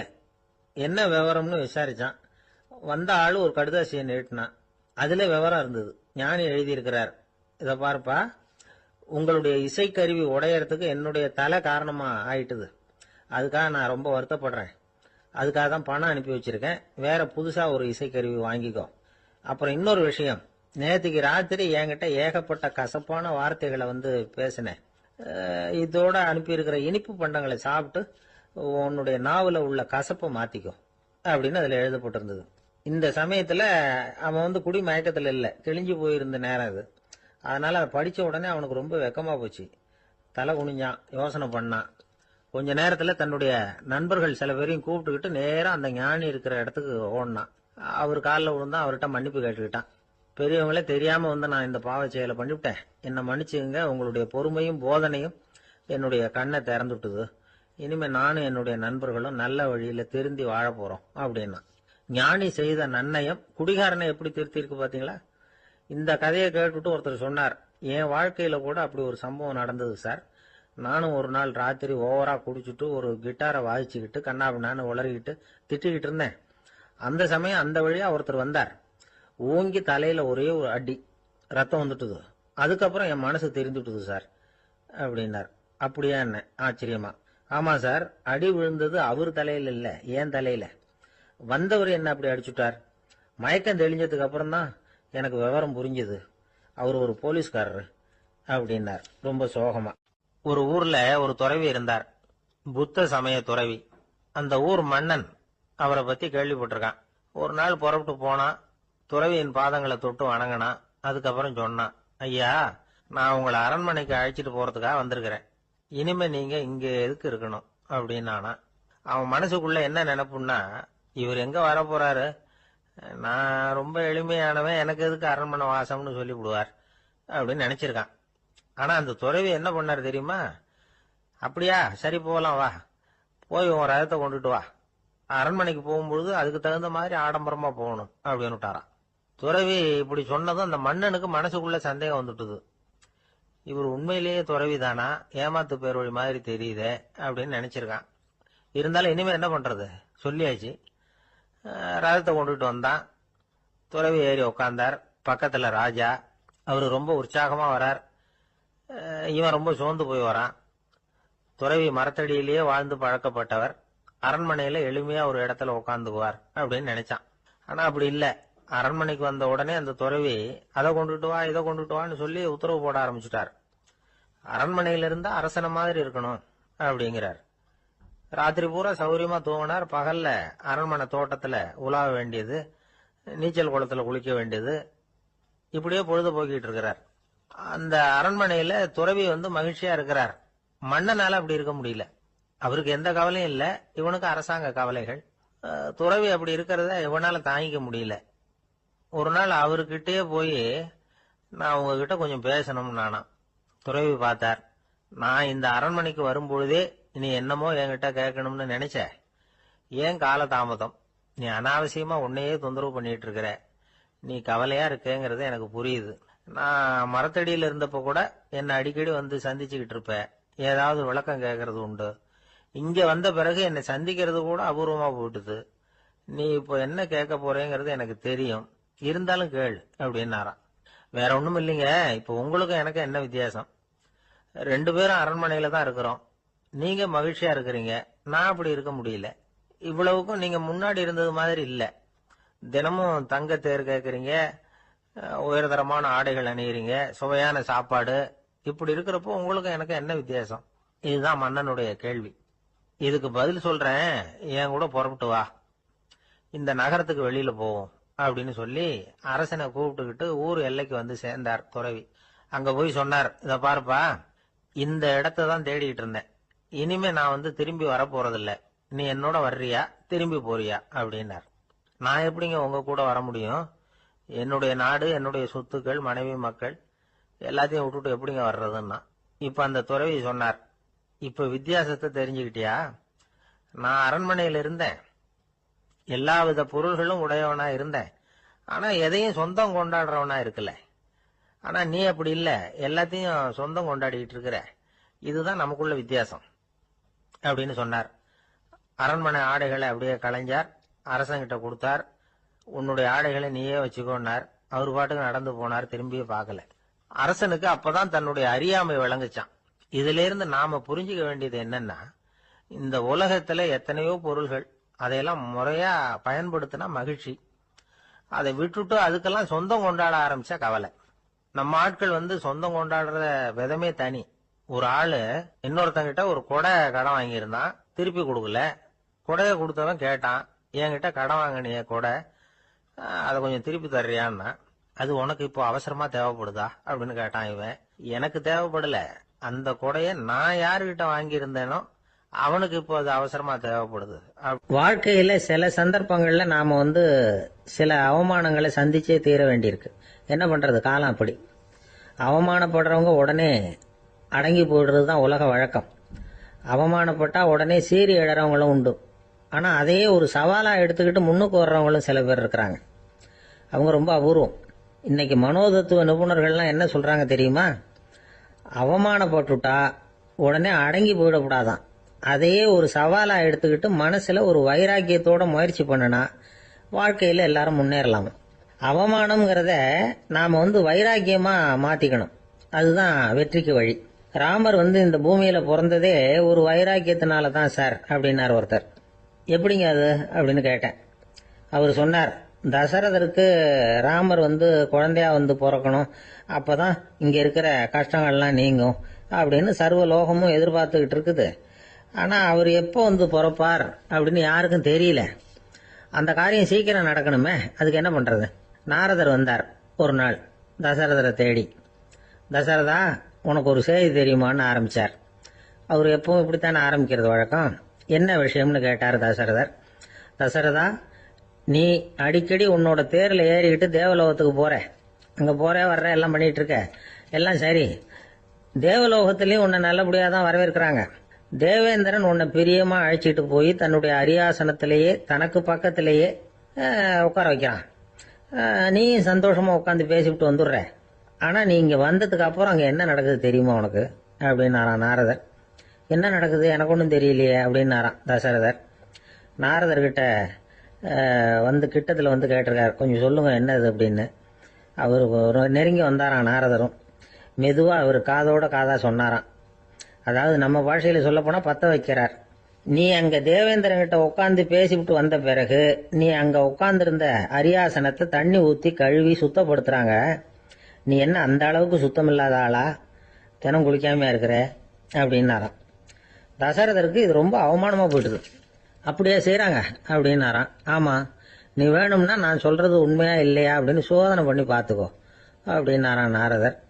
உடனே தசரதர் இதுக்காகவே புறப்பட்டு தேவலோகம் போனார். அங்கே வழக்கம் போலவே இவரை கூப்பிட்டு உட்கார வச்சு பேசிக்கிட்டு இருந்தான் தேவேந்திரன். கொஞ்ச நேரம் பேசிக்கிட்டு இருந்துட்டு சரி நான் கிளம்புறேன்னு புறப்பட்டார். சரி, அவனும் வாசல் வரைக்கும் வந்து வழி அனுப்பி வச்சுட்டு உள்ளே போயிட்டான். தசரதர் வெளியில் கொஞ்ச நேரம் மறைஞ்சி இருந்துட்டு மெதுவாக உள்ளே எட்டி பார்த்தார் என்ன நடக்குதுன்னு. நாரதர் சொன்னது உண்மைதான். தசரதர் உட்கார்ந்திருந்த ஆசனத்தை அங்கே 2 தேவர்கள் கழுவி சுத்தப்படுத்திக்கிட்டு இருக்கிறாங்க. தசரதரால் இதை தாங்கிக்க முடியல. அவருக்கு ரொம்ப அவமானமாக போச்சு. நேராக கிடுகிடுன்னு தேவேந்திரங்கிட்டே போனார்.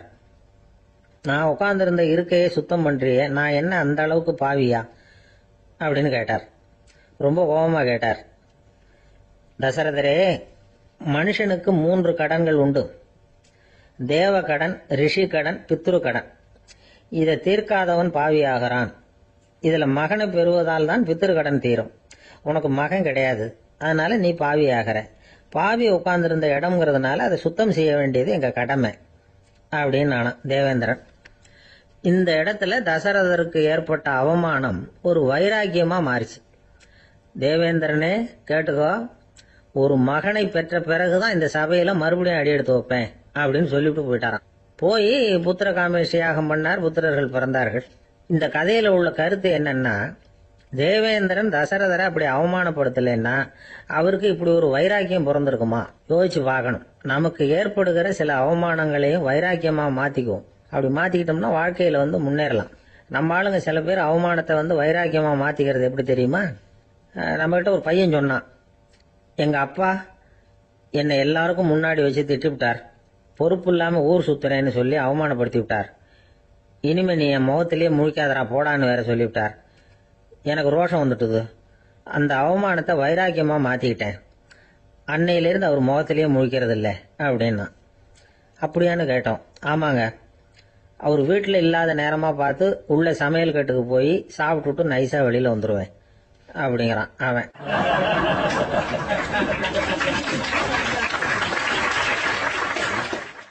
ஜவஹர்லால் நேரு பிரதமரா இருந்த சமயம் அவர் ஒரு தடவை சென்னைக்கு வந்திருக்கிறார். இங்கே சில முக்கிய நிகழ்ச்சிகள்ல கலந்துக்கிறதுக்காக வந்திருந்தார். ஆளுநர் மாளிகையில ஒரு நாள் ராத்திரி தங்கி மறுநாள் புதுடெல்லி புறப்படுறதாக ஏற்பாடு. நிகழ்ச்சியில எல்லாம் முடிச்சுக்கிட்டு ஆளுநர் மாளிகையில தங்கி இருக்கிறார். அன்றைக்கு இரவு படிக்கிறதுக்கு ஒரு முக்கியமான புத்தகம் அவருக்கு தேவைப்பட்டது. அந்த சமயத்துல உலக அளவுல ஒரு முக்கியமான பொருளாதாரம் சம்பந்தமான ஒரு புத்தகம் வெளியாகி இருக்கிற விஷயம் அவருக்கு தெரியும். அந்த புத்தகம் மெட்ராஸுக்கு வந்திருக்குமா, அது இங்க கிடைக்குமா அப்படின்னு விசாரிச்சிருக்கிறார் நேருஜி. அவர் இப்படி கேட்ட உடனே அங்க இருந்தவங்க எல்லாம் ரொம்ப பரபரப்பா செயல்பட ஆரம்பிச்சுட்டாங்க. முக்கியமான இடங்கள்ல எல்லாம் விசாரிச்சிருக்கிறாங்க அந்த புத்தகம் உங்ககிட்ட இருக்கான்னு. சென்னையில உள்ள கன்னிமாரா நூல் நிலையத்துக்கு எப்படியும் அந்த புத்தகம் வந்திருக்கணும் அப்படின்னு ஒரு நம்பிக்கை. அங்க விசாரிச்சாங்க. அந்த புத்தகம் 2 நாளைக்கு முன்னாடி தான் அங்க வந்திருக்குது அப்படிங்கிற விஷயம் தெரிஞ்சுது. உடனே எல்லாரும் அங்க ஓடினாங்க. அவங்களுக்கு இன்னொரு சந்தேகம், புத்தகம் வந்திருக்கு சரி, அது இந்த சமயத்துல வேற யாரும் படிக்கிறதுக்கு எடுத்துட்டு போயிருக்க கூடாதே அப்படிங்கிற சந்தேகம். இருந்தாலும் மனசுக்குள்ள ஒரு தைரியம், இப்படி ஒரு புத்தகம் வெளிவந்திருக்கிற விஷயமே நேருஜி சொல்லி தான் நமக்கே தெரியும். அதுவும் இல்லாம உலக பொருளாதார சம்பந்தமான ஏதோ ஒரு புத்தகம் அது. அதை போய் இந்த நேரத்துல அவ்வளவு ஆர்வமா யாரும் எடுத்துட்டு போயிட போறாங்க அப்படிங்கிற தைரியம். இந்த தைரியத்தோட அந்த நூல் நிலையத்துக்கு ஓடினாங்க.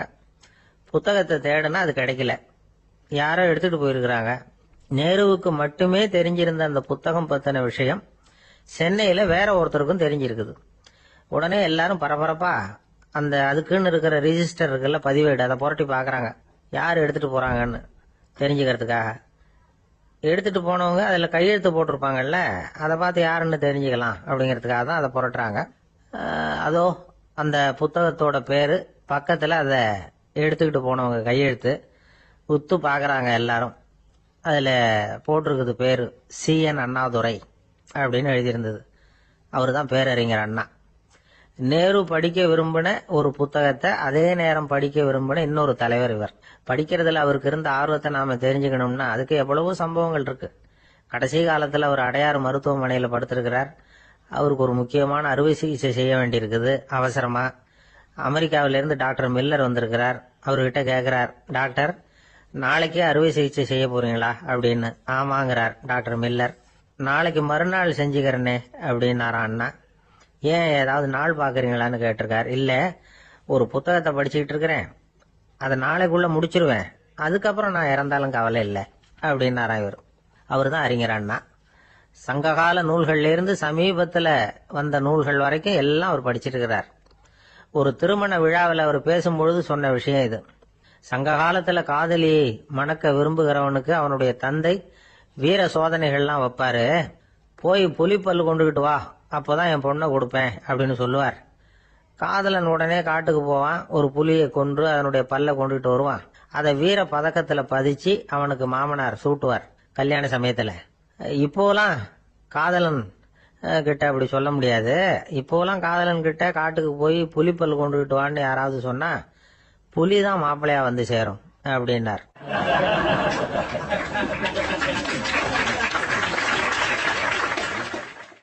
ஒரு கடைக்கு போனேன், 5 ரூபா பணத்தை எடுத்து கொடுத்தேன். ஒரு தினசரி பத்திரிகையை கேட்டேன். அவரு உடனே அங்க அடுக்கி வச்சிருந்த பத்திரிகையில ஒன்னு எடுத்து என் கையில கொடுத்தார். வாங்கிக்கிட்டேன். மீதி பணத்தை எடுத்தார். அதையும் என் கையில கொடுக்கணும்ல, கொடுக்கல. எதிரில் இருந்த பலகையில வச்சு எடுத்துக்க சொன்னார். எப்பவும் அவர் அப்படிதான் பண்ணுவாரு. நானும் எடுத்துக்கிட்டு வந்துருவேன். இவர் ஏன் இப்படி பண்றாருங்கிறது எனக்கு ரொம்ப நாளா ஒரு சந்தேகம். ஒரு நாள் அவர்கிட்டயே இதை கேட்டுவிட்டேன். ஏங்க, நீங்க உங்க கடைக்கு வந்து பொருள்கள் வாங்குறவங்களுக்கு நீங்க பாக்கி சில்லறைய கொடுக்கறப்போ பலகையில வச்சு விடுறீங்க, கையில கொடுக்க மாட்டேங்கிறீங்களே, ஏன் அப்படின்னு கேட்டேன். காசை கையில கொடுத்தா நம்ம கிட்ட இருக்கிற லட்சுமி போயிடுவா சார் அப்படின்னார். அதாவது பணம் செலவாயிடும் அப்படின்னு அர்த்தமா. இன்னொரு நண்பர், அவர் ஒரு நாள் வழக்கத்துக்கு மாறா ரொம்ப சோகமா உட்கார்ந்துருக்கிறார்.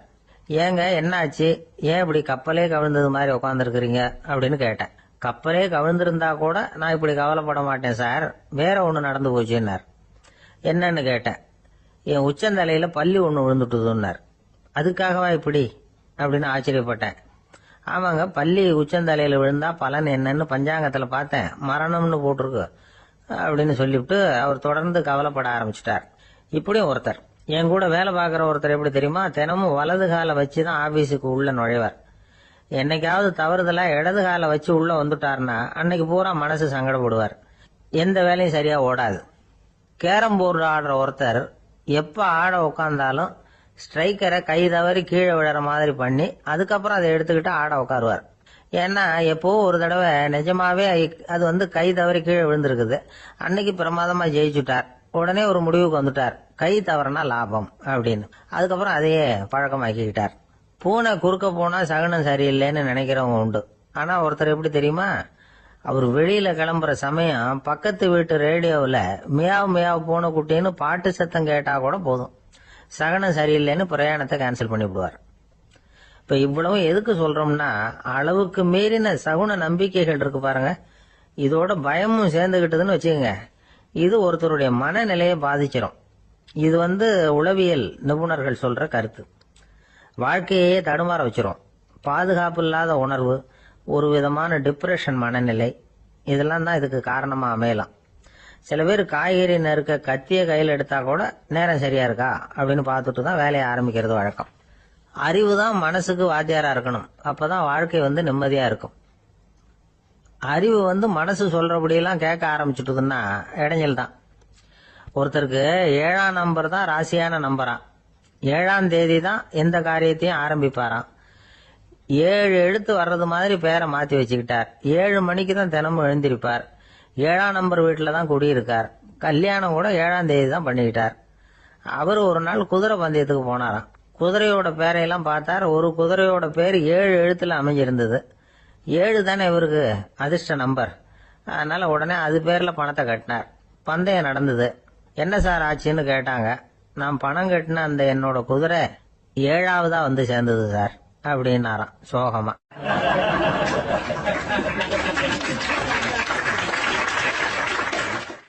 ஒரு விவசாயி விதைக்கிறதுக்காக வயல்வெளி பக்கம் போறார். விதைகளை அள்ளி வீசினார். அப்ப என்ன ஆச்சுன்னா, சில விதைகள் பாதை ஓரத்துல விழுந்தது, சில விதைகள் முள் செடிகள் மண்டி இருந்த புதருக்கு இடையில விழுந்தது, சில விதைகள் நல்ல நிலத்துல விழுந்தது. பாதை ஓரத்துல விழுந்த விதை என்ன ஆச்சுன்னா, அதெல்லாம் பறவைகள் கண்ணுல போட்டுட்டுது, உடனே உட்காந்து கொத்தி தின்னுட்டு போட்டுது. அதிகமா மண் இல்லாத பாறை பகுதியில் விழுந்த விதையெல்லாம் லேசா வேர் விட்டு முளைக்க ஆரம்பிச்சது. அதுக்கப்புறம் வேர் கீழேயும் ஆழமா போக முடியல, மேலேயும் சூரிய வெப்பம் அதிகம் தாங்க முடியல, எல்லாம் காஞ்சி கருகி போட்டுது. புதர் பகுதியில் சில விதைகள் விழுந்தது இல்லையா, முள் செடிகள் காடா மண்டி போயிருந்தது. அதனால முளைச்சு வர்ற செடிக்கு நெருக்கடி அதிகமா போட்டுது, சரியா வளர முடியல, விளைச்சலும் சரியா இல்ல. நல்ல நிலத்துல விழுந்த விதைகள் மட்டும் நல்லா முளைச்சது, நல்லா வளர்ந்தது, விளைச்சலும் பிரமாதமா இருந்தது. இந்த கதையை சொல்லிவிட்டு கேட்க செவியுள்ளோர் கேட்கட்டும் அப்படிங்கிறார் இயேசு பெருமான். ஆமா, இயேசு கடலில் நின்ற படகு ஒண்ணுல உட்கார்ந்துருக்கிறார். கடற்கரையில ஏராளமான மக்கள் உட்கார்ந்துருக்கிறாங்க. அந்த சமயத்துல தான் இயேசு ஓமைகள் மூலமா மக்களுக்கு பல உண்மைகளை சொல்லிட்டு இருக்கிறார். மக்கள் அந்த கதையை கேட்டுட்டு ஒன்னும் புரியாம முழிக்கிறாங்க. அத கவனித்த இயேசு அந்த ஓமையை விளக்க ஆரம்பிச்சார். இதுல அந்த விதைக்கிறவர் தான் இறைவன். அவருடைய வார்த்தைகளை விதைக்கிறார். அந்த வார்த்தைகளை கேட்கிற மக்கள் அந்த விழுந்த விதைகள் மாதிரி 4 வகையானவர்கள். சில பேர் பாதை ஓரத்தில் விழுந்த விதைகள் மாதிரி. இறைவன் வார்த்தைகளை அவங்க கேட்கறாங்க, ஆனா தீய எண்ணங்கள் செய்கைகள் மூலமா விதைக்கப்பட்ட வார்த்தைகள் அழிஞ்சு போடுது. இறைவன் வார்த்தைகளை கேட்ட உடனே மகிழ்ந்து போய் உடனே சில பேர் அதை ஏத்துக்கிறாங்க. இவங்கெல்லாம் அந்த பாறை பகுதியில் விழுந்த விதைகள் மாதிரி. அதனால இவங்கெல்லாம் வேறு இல்லாதவங்க, கொஞ்ச காலத்துக்கு இறை வார்த்தைகளுக்கு கீழ்ப்படிந்து நடப்பாங்க. அதனால ஏதாவது இடைஞ்சல் ஏற்பட்டா உடனே தடுமாறுவாங்க, தங்கள்கிட்ட இருக்கிற நல்ல பண்புகளை விட்டுட்டு பாவ வழிகளுக்கு போயிடுவாங்க. முள் செடிகளுக்கு இடையில விழுந்த விதைகள் மாதிரி உள்ளவங்க யாருன்னா, இவங்களுக்கு உலக கவலை உண்டு, செல்வத்தின் மீது மயக்கம் உடையவர்கள். உலக ஆசைகள் இவங்களுக்குள்ள பூந்துடுறதுனால அங்க இருக்கிற நல்ல பண்புகள் மறைஞ்சு போயிடுது. அதனால அவங்களும் உபயோகம் இல்லாதவங்களா ஆயிடுறாங்க. நல்ல மனிதர்கள் நல்ல நிலத்துல விழுந்த விதைகளுக்கு ஒப்பானவர்கள். இவங்க இறை வார்த்தையை கேட்கறாங்க, அதை ஏத்துக்கிறாங்க, அவங்களும் நல்லபடியா வாழறாங்க, அடுத்தவங்களுக்கும் உபயோகமா இருப்பாங்க. இதுதான் இயேசு சொன்ன விளக்கம். நல்ல வார்த்தைகளை கேளுங்கள், நல்ல வார்த்தைகளை ஏற்றுக்கொள்ளுங்கள், அடுத்தவங்களுக்கு உபயோகமா இருங்க. இதுதான் பெரியவங்கள்லாம் நமக்கு சொல்லுகிற உபதேசம். ஒரு அப்பா தன்னுடைய மகனுக்கு உபதேசம் பண்ணார். இத பாருப்பா, நல்ல வார்த்தைகளை கேட்கணும், எப்போதுமே மகன் அப்பா பேச்ச கேட்கறது நல்லது அப்படின்னாராம். நீ ஏதாவது ஒரு தப்பு பண்ணா என் தலையில ஒரு முடி நரைச்சி வெள்ளையா போடும்பா, நீ செய்யற ஒவ்வொரு தப்புக்கும் என் தலையில ஒவ்வொரு முடி வெள்ளையாயிடும் அப்படின்னாராம். பையன் யோசிச்சான், அப்பா இப்பதான் எனக்கு புரியுது, தாத்தாவோட தலைமுடி பூராவும் வெள்ளையா இருக்கிறதுக்கு என்ன காரணம்ங்கிறது எனக்கு இப்பதான் புரியுது அப்படின்னானா.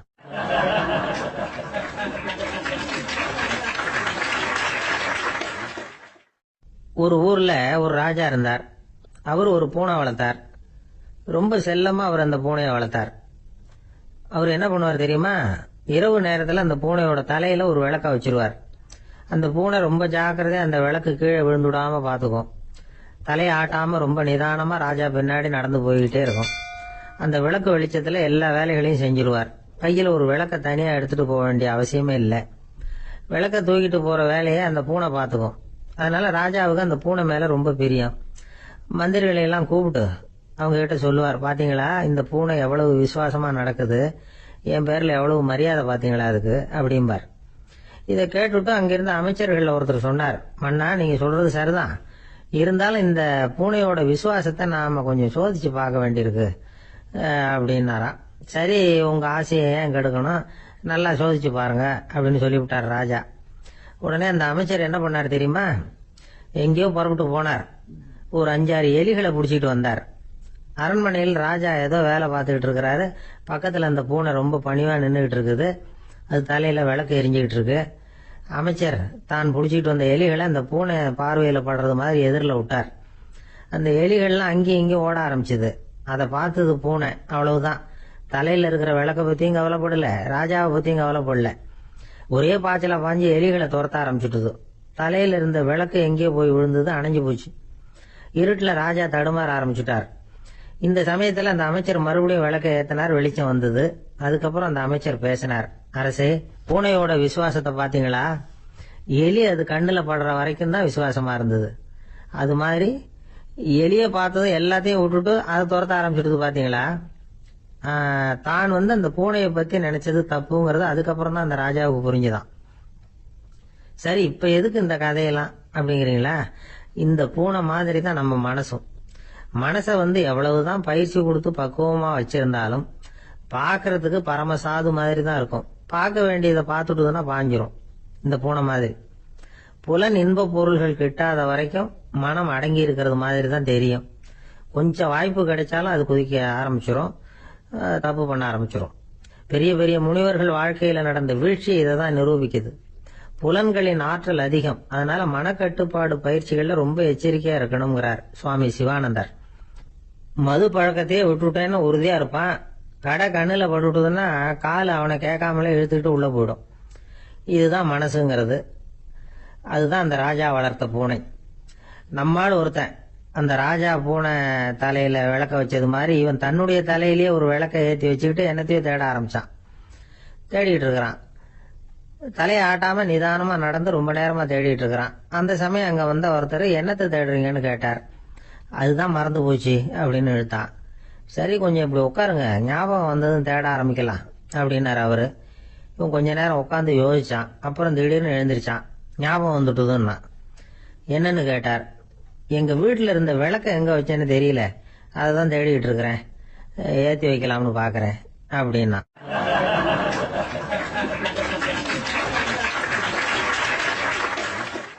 ஒரு ராஜா இருந்தார். நாடு பூராவும் நிறைய மரங்களை நட்டு வளர்க்கணுங்கிறது அவரோட ஆசை. தானே அதுக்கு முன்மாதிரியா இருக்கணும்னு நினைச்சார்.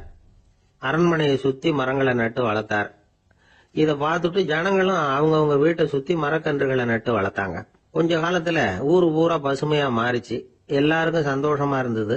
இது ஒரு பக்கம் இருக்கட்டும். இப்ப நான் சொல்ல போற கதை வேற. அதாவது அந்த ராஜா ஒரு நாள் தன்னுடைய அரண்மனைய சுத்தி இருக்கிற விதவிதமான மரங்களை எல்லாம் போய் பார்த்தார். எப்படி இருக்கிறீங்க அப்படின்னு ஒவ்வொரு மரத்துக்கிட்டையும் விசாரிச்சாராம். எந்த மரமும் சந்தோஷமா இருக்கிறதா தெரியல. அதுக்கும் மனசுல ஒரு குறை. முதல்ல ஆலமரத்துக்கிட்ட போனார். அது சொல்லிச்சு, மண்ணா, நான் நல்லா பெருசா வளர்ந்துருக்கிறேன், அடர்த்தியா இருக்கிறேன், கிளையெல்லாம் 4 பக்கமும் நல்லா படர்ந்துதான் இருக்குது, இருந்தாலும் எந்த பிரயோஜனமும் இருக்கிறதா தெரியல எனக்கு. என்னுடைய பழம்லாம் ரொம்ப சின்னதா இருக்குது, என் கண்ணுக்கு சரியா புறப்பட மாட்டேங்குது. நான் இருக்கிற சைஸுக்கு என்னுடைய கிளையில இருக்கிற பழம்லாம் எவ்வளவு பெருசா இருக்கணும், அது இத்தினூண்டு இருக்கிறது எனக்கு பெரிய அவமானமா இருக்கு. இப்படி இங்க நின்றுகிட்டு இருக்கிறதே ரொம்ப கூச்சமா இருக்கு. ஒரு நல்ல புயல் வந்ததுன்னா பேசாம சாஞ்சு விடலாமான்னு பாக்குறேன் அப்படின்னு புலம்புது ஆலமரம். சரி, இருக்கட்டும்னு நினைச்சுக்கிட்டு ராஜா அடுத்தபடியா ஒரு அத்தி மரத்துக்கிட்ட போனார். அதுவும் புலம்ப ஆரம்பிச்சுட்டுது. நான் கூட பெரிய மரம் தான், இல்ல இலையெல்லாம் அழகா தான் இருக்குது, பழம் அழகா இருக்குது, இருந்தாலும் உள்ள விஷயம் இல்லையே, அத்தி பழத்தை புட்டு பார்த்தா அத்தனையும் சொத்த அப்படின்னு பழமொழியே உண்டாயிட்டுத. இப்படி ஒரு கெட்ட பேரோட நான் இருக்கணுமா அப்படின்னு புலம்புது அது. சரி, இது இருக்கட்டும் அப்படின்னு சொல்லி அடுத்தபடியா வேப்ப மரத்துக்கிட்ட போனார். அது தன்னுடைய வேதனையை வெளியிட்டது.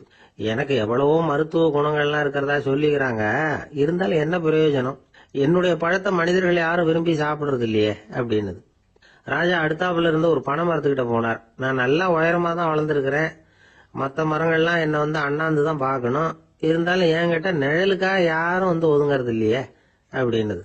என்ன இது, எல்லா மரமும் இப்படி திருப்தி இல்லாம இருந்துகிட்டு இருக்குதே அப்படின்னு நினைச்சுக்கிட்டே ராஜா அடுத்தபடியா அங்க இருந்த ஒரு பைன் மரத்துக்கிட்ட போனார். அழகா உயரமா பசுமையா தான் இருந்தது, ஆனா பழமோ பூவோ கிடையாது. அதை நினைச்சா அது வருத்தப்பட்டுக்கிட்டு இருக்குது. ஓக் மரம் அது ஒன்று நின்றுட்டு இருந்தது. அது என்ன சொல்லிச்சுன்னா, இலையுதிர் காலத்துல என் மேல இருக்கிற எல்லா இலைகளும் உதிர்ந்து போடுது, முடி கொட்டின மனிதர்கள் மாதிரி மொட்டையா நான் நிக்க வேண்டி இருக்குது, என்ன வாழ்க்கை இது அப்படின்னு சொல்லி அழுத்துக்கிட்டது. சரி, புளிய மரம் என்ன சொல்லுது பாப்போம்னு அதுகிட்ட போனா, என்னுடைய நிழல்ல யாருமே தங்க மாட்டாங்க, உடம்புக்கு சூடுன்னு ஒதுங்கி போயிடுவாங்க, அடிமரத்தை பாத்தீங்கன்னா பட்டையெல்லாம் உறிஞ்சி பாக்குறதுக்கே கேவலமா இருப்பேன் அப்படின்னுது அது. முருங்கை மரம் என்ன சொல்லிச்சு தெரியுமா, என்னுடைய இலை காயெல்லாம் சாப்பிடுறவங்களுக்கு சத்து கொடுக்கறது வாசம் தான், ஆனா என் உடம்புல சத்தே கிடையாது, கொஞ்சம் வேகமா காத்து அடிச்சதுன்னா முறிஞ்சு விழுந்துடுறேன், என்ன வாழ்க்கை இது அப்படின்னு சொல்லி அது வருத்தப்பட்டது. ராஜா யோசனை பண்ணார், என்ன இது, மரங்கள் பூமியின் வரங்கள்னு சொல்றோம், மழை பெய்யறதுக்கு அதுதான் காரணம், பூமி செழிப்பா இருக்கிறதுக்கும் அதுதான் காரணம், வீடு கட்டுறதுக்கு மரம், நாற்காலி செய்ய உபயோகப்படுத்துறதுக்கும் அதுதான் உபயோகப்படுது, மனுஷனுக்கு வேண்டிய ஆகாரங்களையும் கொடுக்குது, இப்படிலாம் இருந்தும் எல்லா மரமும் நிம்மதி இல்லாம இருந்துகிட்டு இருக்குதே அப்படின்னு நினைச்சார். அப்போ அங்க இருந்த ஒரு மகிழ மரம் அவர் கண்ணுல பட்டது. அந்த மரம் மட்டும் கொஞ்சம் நிம்மதியா மகிழ்ச்சியா இருக்கிறது மாதிரி தெரிஞ்சுது. உடனே ராஜா அதுகிட்ட போனார். உனக்கு மனசுல எதுவும் குறை இல்லையான்னு கேட்டார். இல்ல, நான் சந்தோஷமா தான் இருக்கேன்னு அந்த மகிழ மரம். அப்படியான்னு ஆச்சரியமா கேட்டார் ராஜா. ஆமா மன்னா, இந்த இடத்துல நீங்க ஒரு முருங்கை மரத்தையோ வேப்ப மரத்தையோ கூட நட்டிருக்கலாம். ஆனா இந்த இடத்துல நடுறதுக்கு என்ன தேர்ந்தெடுத்திருக்கிறீங்க, அதுவே எனக்கு பெருமை, அதுவே எனக்கு திருப்தி அப்படின்னு தான் மகிழ மரம். மகிழ மரம் சாதாரணமா தான் இருக்கும். இளம் மஞ்சள் நிறத்துல பூக்கள், அது காய்ந்தும் மனம் வீசும். மகிழ மரம் மாதிரி மன திருப்தியோட வாழறதுக்கு நாம கத்துக்கணுமா. நாம இந்த உலகத்துல ஒரு நாயாவோ நரியாவோ கூட பிறந்திருக்கலாம், மனுஷனா பிறந்திருக்கிறோம், அதுவே பெருமை தானே. இந்த நிறைவு தான் மகிழ்ச்சியின் ரகசியம். ஒரு பையன் அப்பா கிட்ட போய், அப்பா, நீங்க இந்த உலகத்துல ஒரு மனுஷனா பிறந்தது என்னோட அதிர்ஷ்டம் நானா. ஏண்டா அப்படி சொல்றேன்னு இருக்காரு அப்பா. நீங்க ஒரு கரடியா பிறந்திருந்தா இந்நேரம் நானும் ஒரு கரடி குட்டியா தானே இருந்திருப்பேன் அப்படின்னு நானா பையன்.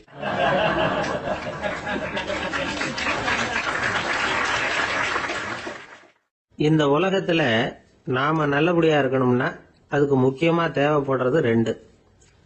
ஒன்னு செல்வம், இன்னொன்னு அறிவு. சரி, இது ரெண்டுல சிறந்தது எது அப்படின்னு ஒரு கேள்வி கேட்டா என்ன பதில் சொல்றது? இதே கேள்விய ஹஸ்ரத் அலி அவர்கள்கிட்ட கேட்டாங்களாம். அவர் ஒரு பெரிய அறிஞர். கேள்வி கேட்டவங்களும் சாதாரண ஆட்கள் இல்லை, இவங்களும் அறிஞர்கள். ஒரு நாள் ஹஸ்ரத் அலி அவர்கள்கிட்ட 10 அறிஞர்கள் வந்தாங்களாம். ஐயா, நாங்க 10 பேரும் உங்ககிட்ட ஒரே கேள்வியை தான் கேட்க வந்திருக்கிறோம். ஆனா எங்க 10 பேருக்கும் நீங்க தனித்தனியா பதில் சொல்ல முடியுமா அப்படின்னு கேட்டிருக்காங்க. அதாவது அவங்க ஒரே கேள்விக்கு இவர்கிட்ட இருந்து 10 விதமான பதில் எதிர்பார்க்கறாங்க. சரி கேளுங்க, என்ன கேள்வி அப்படின்னாரு அவர். அப்பதான் அவங்க கேட்டாங்களாம், செல்வம் அறிவு இது ரெண்டுல சிறந்தது எது? இதுதான் கேள்வி. ஹஸ்ரத் அலி என்ன பண்ணார் தெரியுமா? அவங்கள ஒவ்வொருத்தரா கூப்பிட்டார். ஒவ்வொரு விதமான பதில சொல்லி அனுப்புனார். முதல்ல ஒருத்தர் கூப்பிட்டார், சொன்னார், அறிவுங்கிறது தீர்க்கதரிசிகள், ஞானிகள், மகான்கள் இவங்களோட பரம்பரை சொத்து. ஆனா செல்வம்ங்கிறது கொடுங்கோலரின் ஆயுதம். அதனால அறிவு தான் சிறந்தது அப்படின்னார். 2வது ஆளை கூப்பிட்டார்.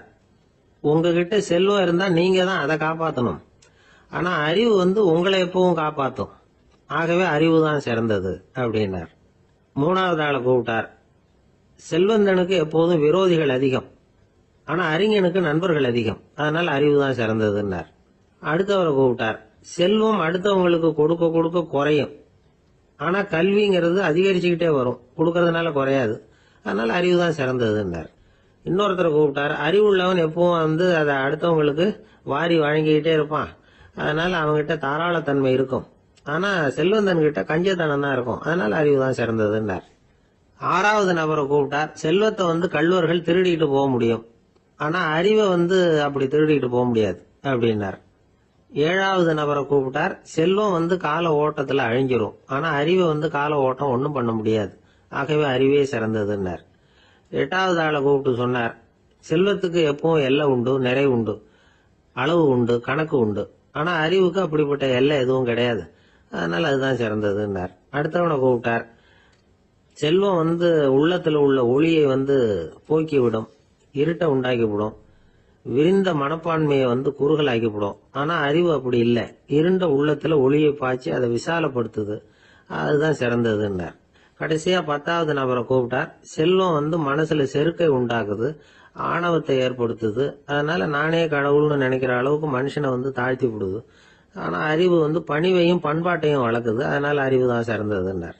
ஆக இப்படி 10 பேருக்கும் 10 விதமா பதில் சொன்னது மூலமா ஹஸ்ரத் அலி அவர்கள் அறிவு தான் செல்வத்தை விட சிறந்தது அப்படிங்கறதுக்கு 10 காரணங்களை சுட்டி காட்டியிருக்கார். அந்த அறிஞர் 10 பேர் கேட்ட ஒரே கேள்விக்கு 10 பதில் சொன்னார். நமக்கு வேண்டிய ஒருத்தர் 10 பேர் கேட்ட கேள்விக்கு ஒரே பதில சொல்லி சமாளிச்சார். கேள்வி என்ன தெரியுமா? என்கிட்ட வாங்கின கடனை எப்பயா திருப்பி கொடுக்க போற? இதுதான் அந்த 10 பேரும் கேட்ட ஒரே கேள்வி. இந்த மாசம் 26ஆம் தேதி தந்துடுறேன் அப்படிங்கிற ஒரே பதில சொல்லி அவ்வளவு பேரையும் இவர் அனுப்பி வச்சுட்டாராம். எல்லாரும் போனதுக்கு அப்புறம் இவரை தனியா கூப்பிட்டு கேட்டிருக்கிறாங்க. அது என்ன சார் கணக்கு, 26ஆம் தேதி அன்னைக்கு என்ன அதிசயம் நடக்க போகுது அப்படின்னு கேட்டிருக்காங்க. அதிசயம் அன்னைக்கு இல்ல, அதுக்கு முத நாளே நடக்க போகுதுன்னாராம். விவரமா சொல்லுங்கன்னு இருக்காங்க. வேற ஒண்ணும் இல்லைங்க, 26ஆம் தேதி தானே எல்லாரையும் வர சொல்லி இருக்கிறேன், அதுக்கு முத நாளே நான் புறப்பட்டு தலைமறைவாயிட போறேன் அப்படின்னாராம் ரொம்ப பெருமையா.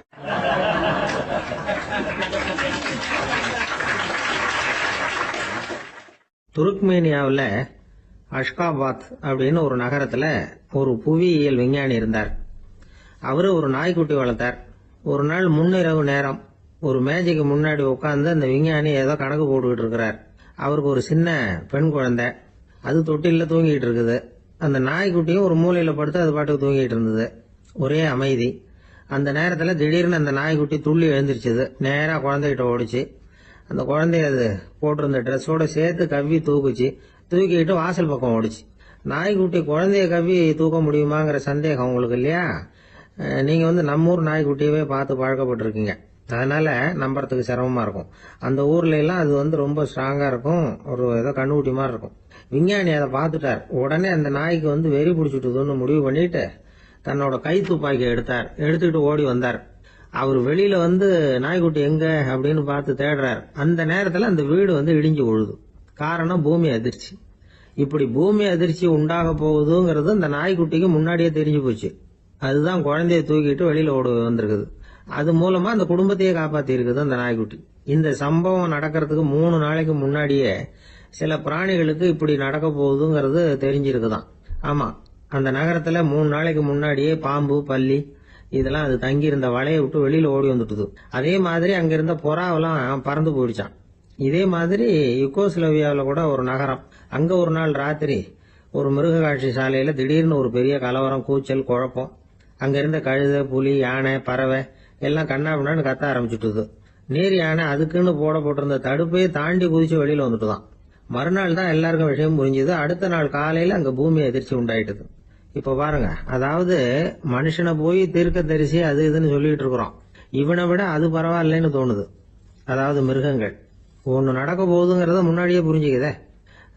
சரி, இதெல்லாம் எப்படி அது முன்கூட்டி புரிஞ்சுக்குது? அதுதான் படைப்பு ரகசியம். அதை கண்டுபிடிக்கிறதுக்கு தான் மனுஷன் ஆராய்ச்சி பண்ணிட்டு இருக்கிறான். விஞ்ஞானிகளோட ஆராய்ச்சியெல்லாம் ஒரு பக்கம் இருக்கட்டும், வீட்டுக்குள்ளேயே சில ஆராய்ச்சி பண்ணி பாருங்களேன். இப்ப சில யோசனை சொல்லி அதை சோதனை பண்ணி பாருங்க அப்படின்னு ஒருத்தர் சொன்னாராம்.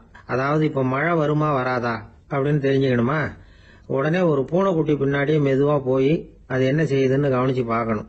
பூனைக்குட்டி தன்னோட பாதத்தினால சுகத்துல அப்படி கீறிக்கிட்டு இருக்கும். அப்படி கீறினா கண்டிப்பா மழை வரும். சில சமயம் பூனைக்குட்டி அப்படி மல்லாந்து படுத்துக்கிட்டு பாதத்தை உயர தூக்கும், அப்படியும் எப்படியும் புரளும். இப்படி செஞ்சதுன்னா அன்னைக்கும் மழை இருக்காது. அதனால முன்னாடி இருந்தது மழை வர்றதுக்கு அறிகுறி, இது மழை இல்லைங்கிறதுக்கு அறிகுறி. பறவைகள், பிராணிகள் இதுகளோட நடவடிக்கைகளை பார்த்துட்டு அதையெல்லாம் அடிப்படையா வச்சுதான் காலநிலையை கண்டுபிடிக்கிற கருவிகளை கண்டுபிடிச்சிருக்கிறாங்க. வாத்து இருக்குல்ல, சில சமயம் தன்னோட அழகை தன்னோட இறகுகள்ல அப்படியே புதைச்சிக்கும். அப்படி செஞ்சா குளிர்காலம் வரப்போகுதுன்னு அர்த்தம். பருவநிலை குளிரா மாறப்போகுதுங்கிறதுக்கு இதுதான் அறிகுறி. சிட்டுக்குருவி இருக்குதுல்ல, அதெல்லாம் புழுதியில உழுந்து புரளும். சிறகுகளை படபடன்னு அடிச்சுக்கும். அப்படி செஞ்சா மழை வரப்போகுதுன்னு அர்த்தம். ஒண்ணு மட்டும் நாம நல்லா தெரிஞ்சுக்கணும். இயற்கையின் சீற்றம்னு சொல்றோம் இல்லையா, இயற்கை ஏன் நம்ம மேல கோவப்படுது? இயற்கையை நாம அனுசரிச்சு போறதில்ல, அதனால கோவப்படுது. காடுகளை அழிக்கப்படாது, விலங்குகளை கொல்லக்கூடாது, இயற்கை ஏற்படுத்தி வச்சிருக்கிற சமநிலையை கெடுக்கப்படாது.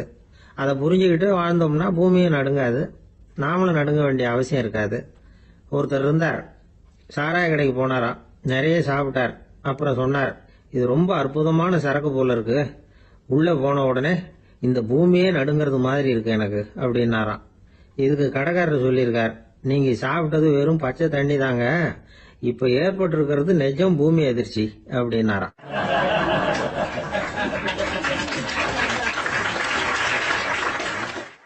ஒரு ஊர்ல ஒரு ராஜா இருந்தார். அந்த ராஜாவுக்கு ஒரு மந்திரி. ராஜா ரொம்ப நியாயமானவர், நேர்மையானவர், கண்டிப்பானவர். தப்பு செய்யறது யாரா இருந்தாலும் தண்டனை கொடுப்பார். வேண்டியவங்களுக்கு ஒரு நியாயம், வேண்டாதவங்களுக்கு ஒரு நியாயம்ங்கிறதெல்லாம் அவர்கிட்ட கிடையாது. ஒரு சமயம் அரசவையில அந்த அமைச்சரே விதிமுறைகளுக்கு புறம்பா ஏதோ நடந்துகிட்டு இருக்கார். மன்னருக்கு கோபம் வந்துட்டுது. உடனே அந்த அமைச்சரை கிட்டத்துல கூப்பிட்டு அவர் கன்னத்துல ஓங்கி ஒரு அறை கொடுத்துட்டாராம். உடனே அந்த அமைச்சர் என்ன பண்ணார் தெரியுமா, நேரா போனார். அங்க நின்றுகிட்டு இருந்த இன்னொருத்தர் கன்னத்துல ஓங்கி அரைஞ்சார். அறை வாங்கினவர் திகைச்சு போயிட்டார். இவர் ஏன் நம்மள அரைகிறார் அப்படின்னு யோசனை பண்ணார். மன்னரும் திகைச்சு போயிட்டார். நாம இவரை அரைஞ்சா அதுக்காக இவரு போய் இன்னொருத்தர் அரையணுமா அப்படின்னு யோசனை பண்ணார். அவர் இவருக்கு என்ன பைத்தியமானு கூட நினைக்க ஆரம்பிச்சுட்டார். ஆனா என்ன ஆச்சுன்னா, அப்புறம் அமைச்சர் அவர் கவனிச்சுக்கிட்டு இருந்தாரா, அவர் இன்னொருத்தர் அரைஞ்சார் இல்லையா, அந்த அறை வாங்கின ஆசாமியை பார்த்து கத்திக்கிட்டு இருந்தார். யாரு? அமைச்சர். ஏன்பா என்கிட்ட அறைய வாங்கிட்டு இப்படி விவரம் இல்லாம நின்றுட்டு இருக்கிறிய, நான் உனக்கு கொடுத்தத நீ வேற யாருகிட்டயாவது கொடுத்துரு அப்படின்னார். உடனே அந்த ஆள் பார்த்தான், தனக்கு அடுத்தபடியா நின்றுகிட்டு இருந்தவன ஓங்கி ஒரு அரை அரைஞ்சான். அவன் கண்ணத்தை தடவிட்டே யோசனை பண்ணான். இது ஏதோ புரிஞ்சுக்கிட்ட மாதிரி அடுத்தாப்புல நின்றுட்டு இருந்தவன அரைஞ்சான். இப்படி இந்த அறை மாறி மாறி போய்கிட்டே இருக்குது. ஊரு பூரா பிரயாணம் பண்ண ஆரம்பிச்சுட்டுது. அன்னைக்கு ராத்திரி அந்த ராஜா படுக்கிறதுக்காக போனார். அந்த நேரம் பார்த்து அவர் கண்ணத்துல பலார்னு ஒரு அறை விழுந்தது. நம்மளே அறையிறது யாரு அப்படின்னு அதிர்ச்சியோட மன்னர் திரும்பி பாக்குறாரு. அரைஞ்சது அவரோட மனைவி. என்னாச்சு உனக்குன்னு கத்துனார் ராஜா. உங்களுக்கு தெரியாதா, ஊர் பூரா ஒருத்தர் மாத்தி ஒருத்தர் மூலமா இந்த அறை பிரயாணம் பண்ணிட்டு வருது அப்படின்னாங்க அந்த அம்மா. அப்படின்னா ஆரம்பிச்ச இடத்துக்கே வந்துட்டுதா அப்படின்னாராம் மன்னர். என்ன சொல்றீங்கன்னு கேட்டிருக்காங்க. இவர் விவரத்தை சொன்னாராம். அப்படின்னா நீங்க ஆரம்பிச்சு வச்ச இந்த விளையாட்டை நான் முடிச்சு வச்சுட்டேன் அப்படின்னாங்களாம் அந்த அம்மா. மறுநாள் காலை மறுபடியும் அரசவை கூடிச்சு அந்த அமைச்சர் மன்னரை பார்த்து கேட்டார். என்ன மகாராஜா, என்கிட்ட கொடுத்ததை திருப்பி வாங்கிட்டீங்களா அப்படின்னாராம். இப்படி நடக்கும்னு நான் எதிர்பார்க்கவே இல்லைன்னார் மன்னர். ஆனா நான் எதிர்பார்த்தேன். அது எங்க போயிட போகுது, ஊர் பூரா சுத்தி கடைசியில உங்ககிட்ட தான் சேரும் அப்படிங்கறது எனக்கு தெரியும் அப்படின்னாரு அமைச்சர். இந்த கதை வேடிக்கையா இருந்தா கூட இதுல உள்ள கருத்து முக்கியமானது. இந்த உலகத்துல பல கருத்துக்கள் இப்படிதான் மாறி மாறி சுத்தி வந்துகிட்டே இருக்குது. நம்மால் ஒருத்தன் தன்னுடைய நண்பன் ஒருத்தனை கடத்தெருல பார்த்தான். உடனே ஓடி போய் பலாருன்னு ஒரு அறை கொடுத்தானா. அவன் கண்ணத்தை தடவிட்டு ஏன்டா என்ன அரைஞ்சேன்னு கேட்டிருக்கான். நீ ஏன்டா என்ன முட்டாள்னு என் மனைவிட்ட போய் சொன்னேன் அப்படின்ட்டு இருக்கான் அவன். உன்னை ஒரு முட்டாள்னு சொன்னதுக்காகவா நீ என்ன அரைஞ்ச அப்படின்னு கேட்டிருக்கான் இவன். டேய், நான் அதுக்காக அறையலப்பா, அது ஒரு பெரிய ரகசியம் நான் முட்டாளுங்கிறது. அந்த ரகசியத்தை நீ ஏன் எங்க வீட்டுல போய் சொன்ன, அதுக்காக தான் அரைஞ்ச அப்படின்னு நானும் அவன்.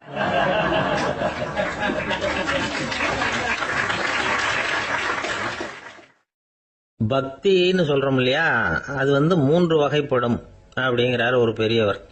அது என்ன 3 வகைன்னா, தெய்வ பக்தி, அடியார்கள் பக்தி, குரு பக்தி.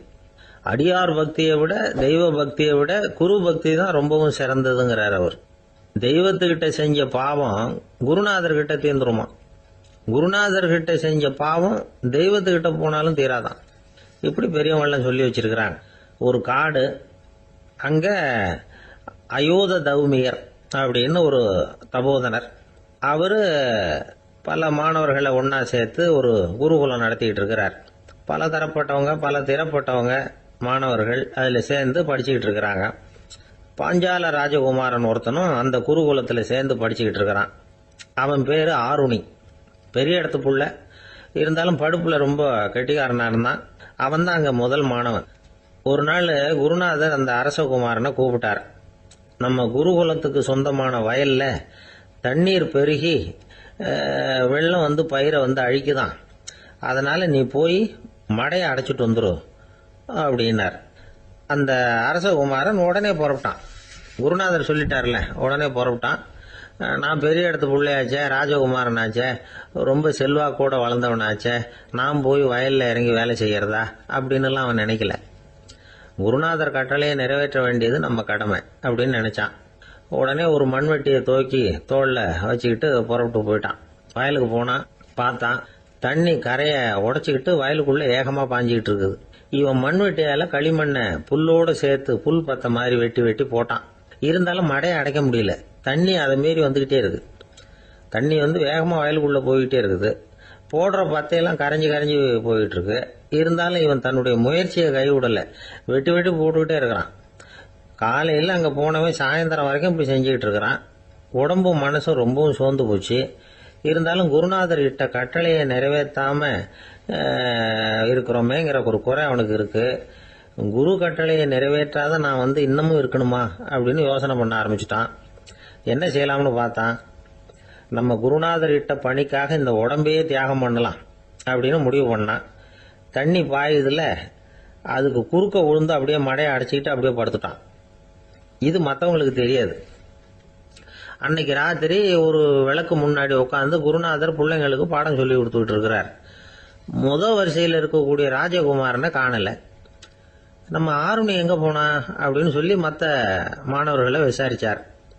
இப்ப அவங்க சொன்னாங்க, சுவாமி, அவன் காலையில வயலுக்கு மடையை அடைக்கிறதுக்காக போனான், நீங்க தான் போக சொன்னீங்க, இன்னும் திரும்பி வரல அப்படின்னு அவர் பையன்.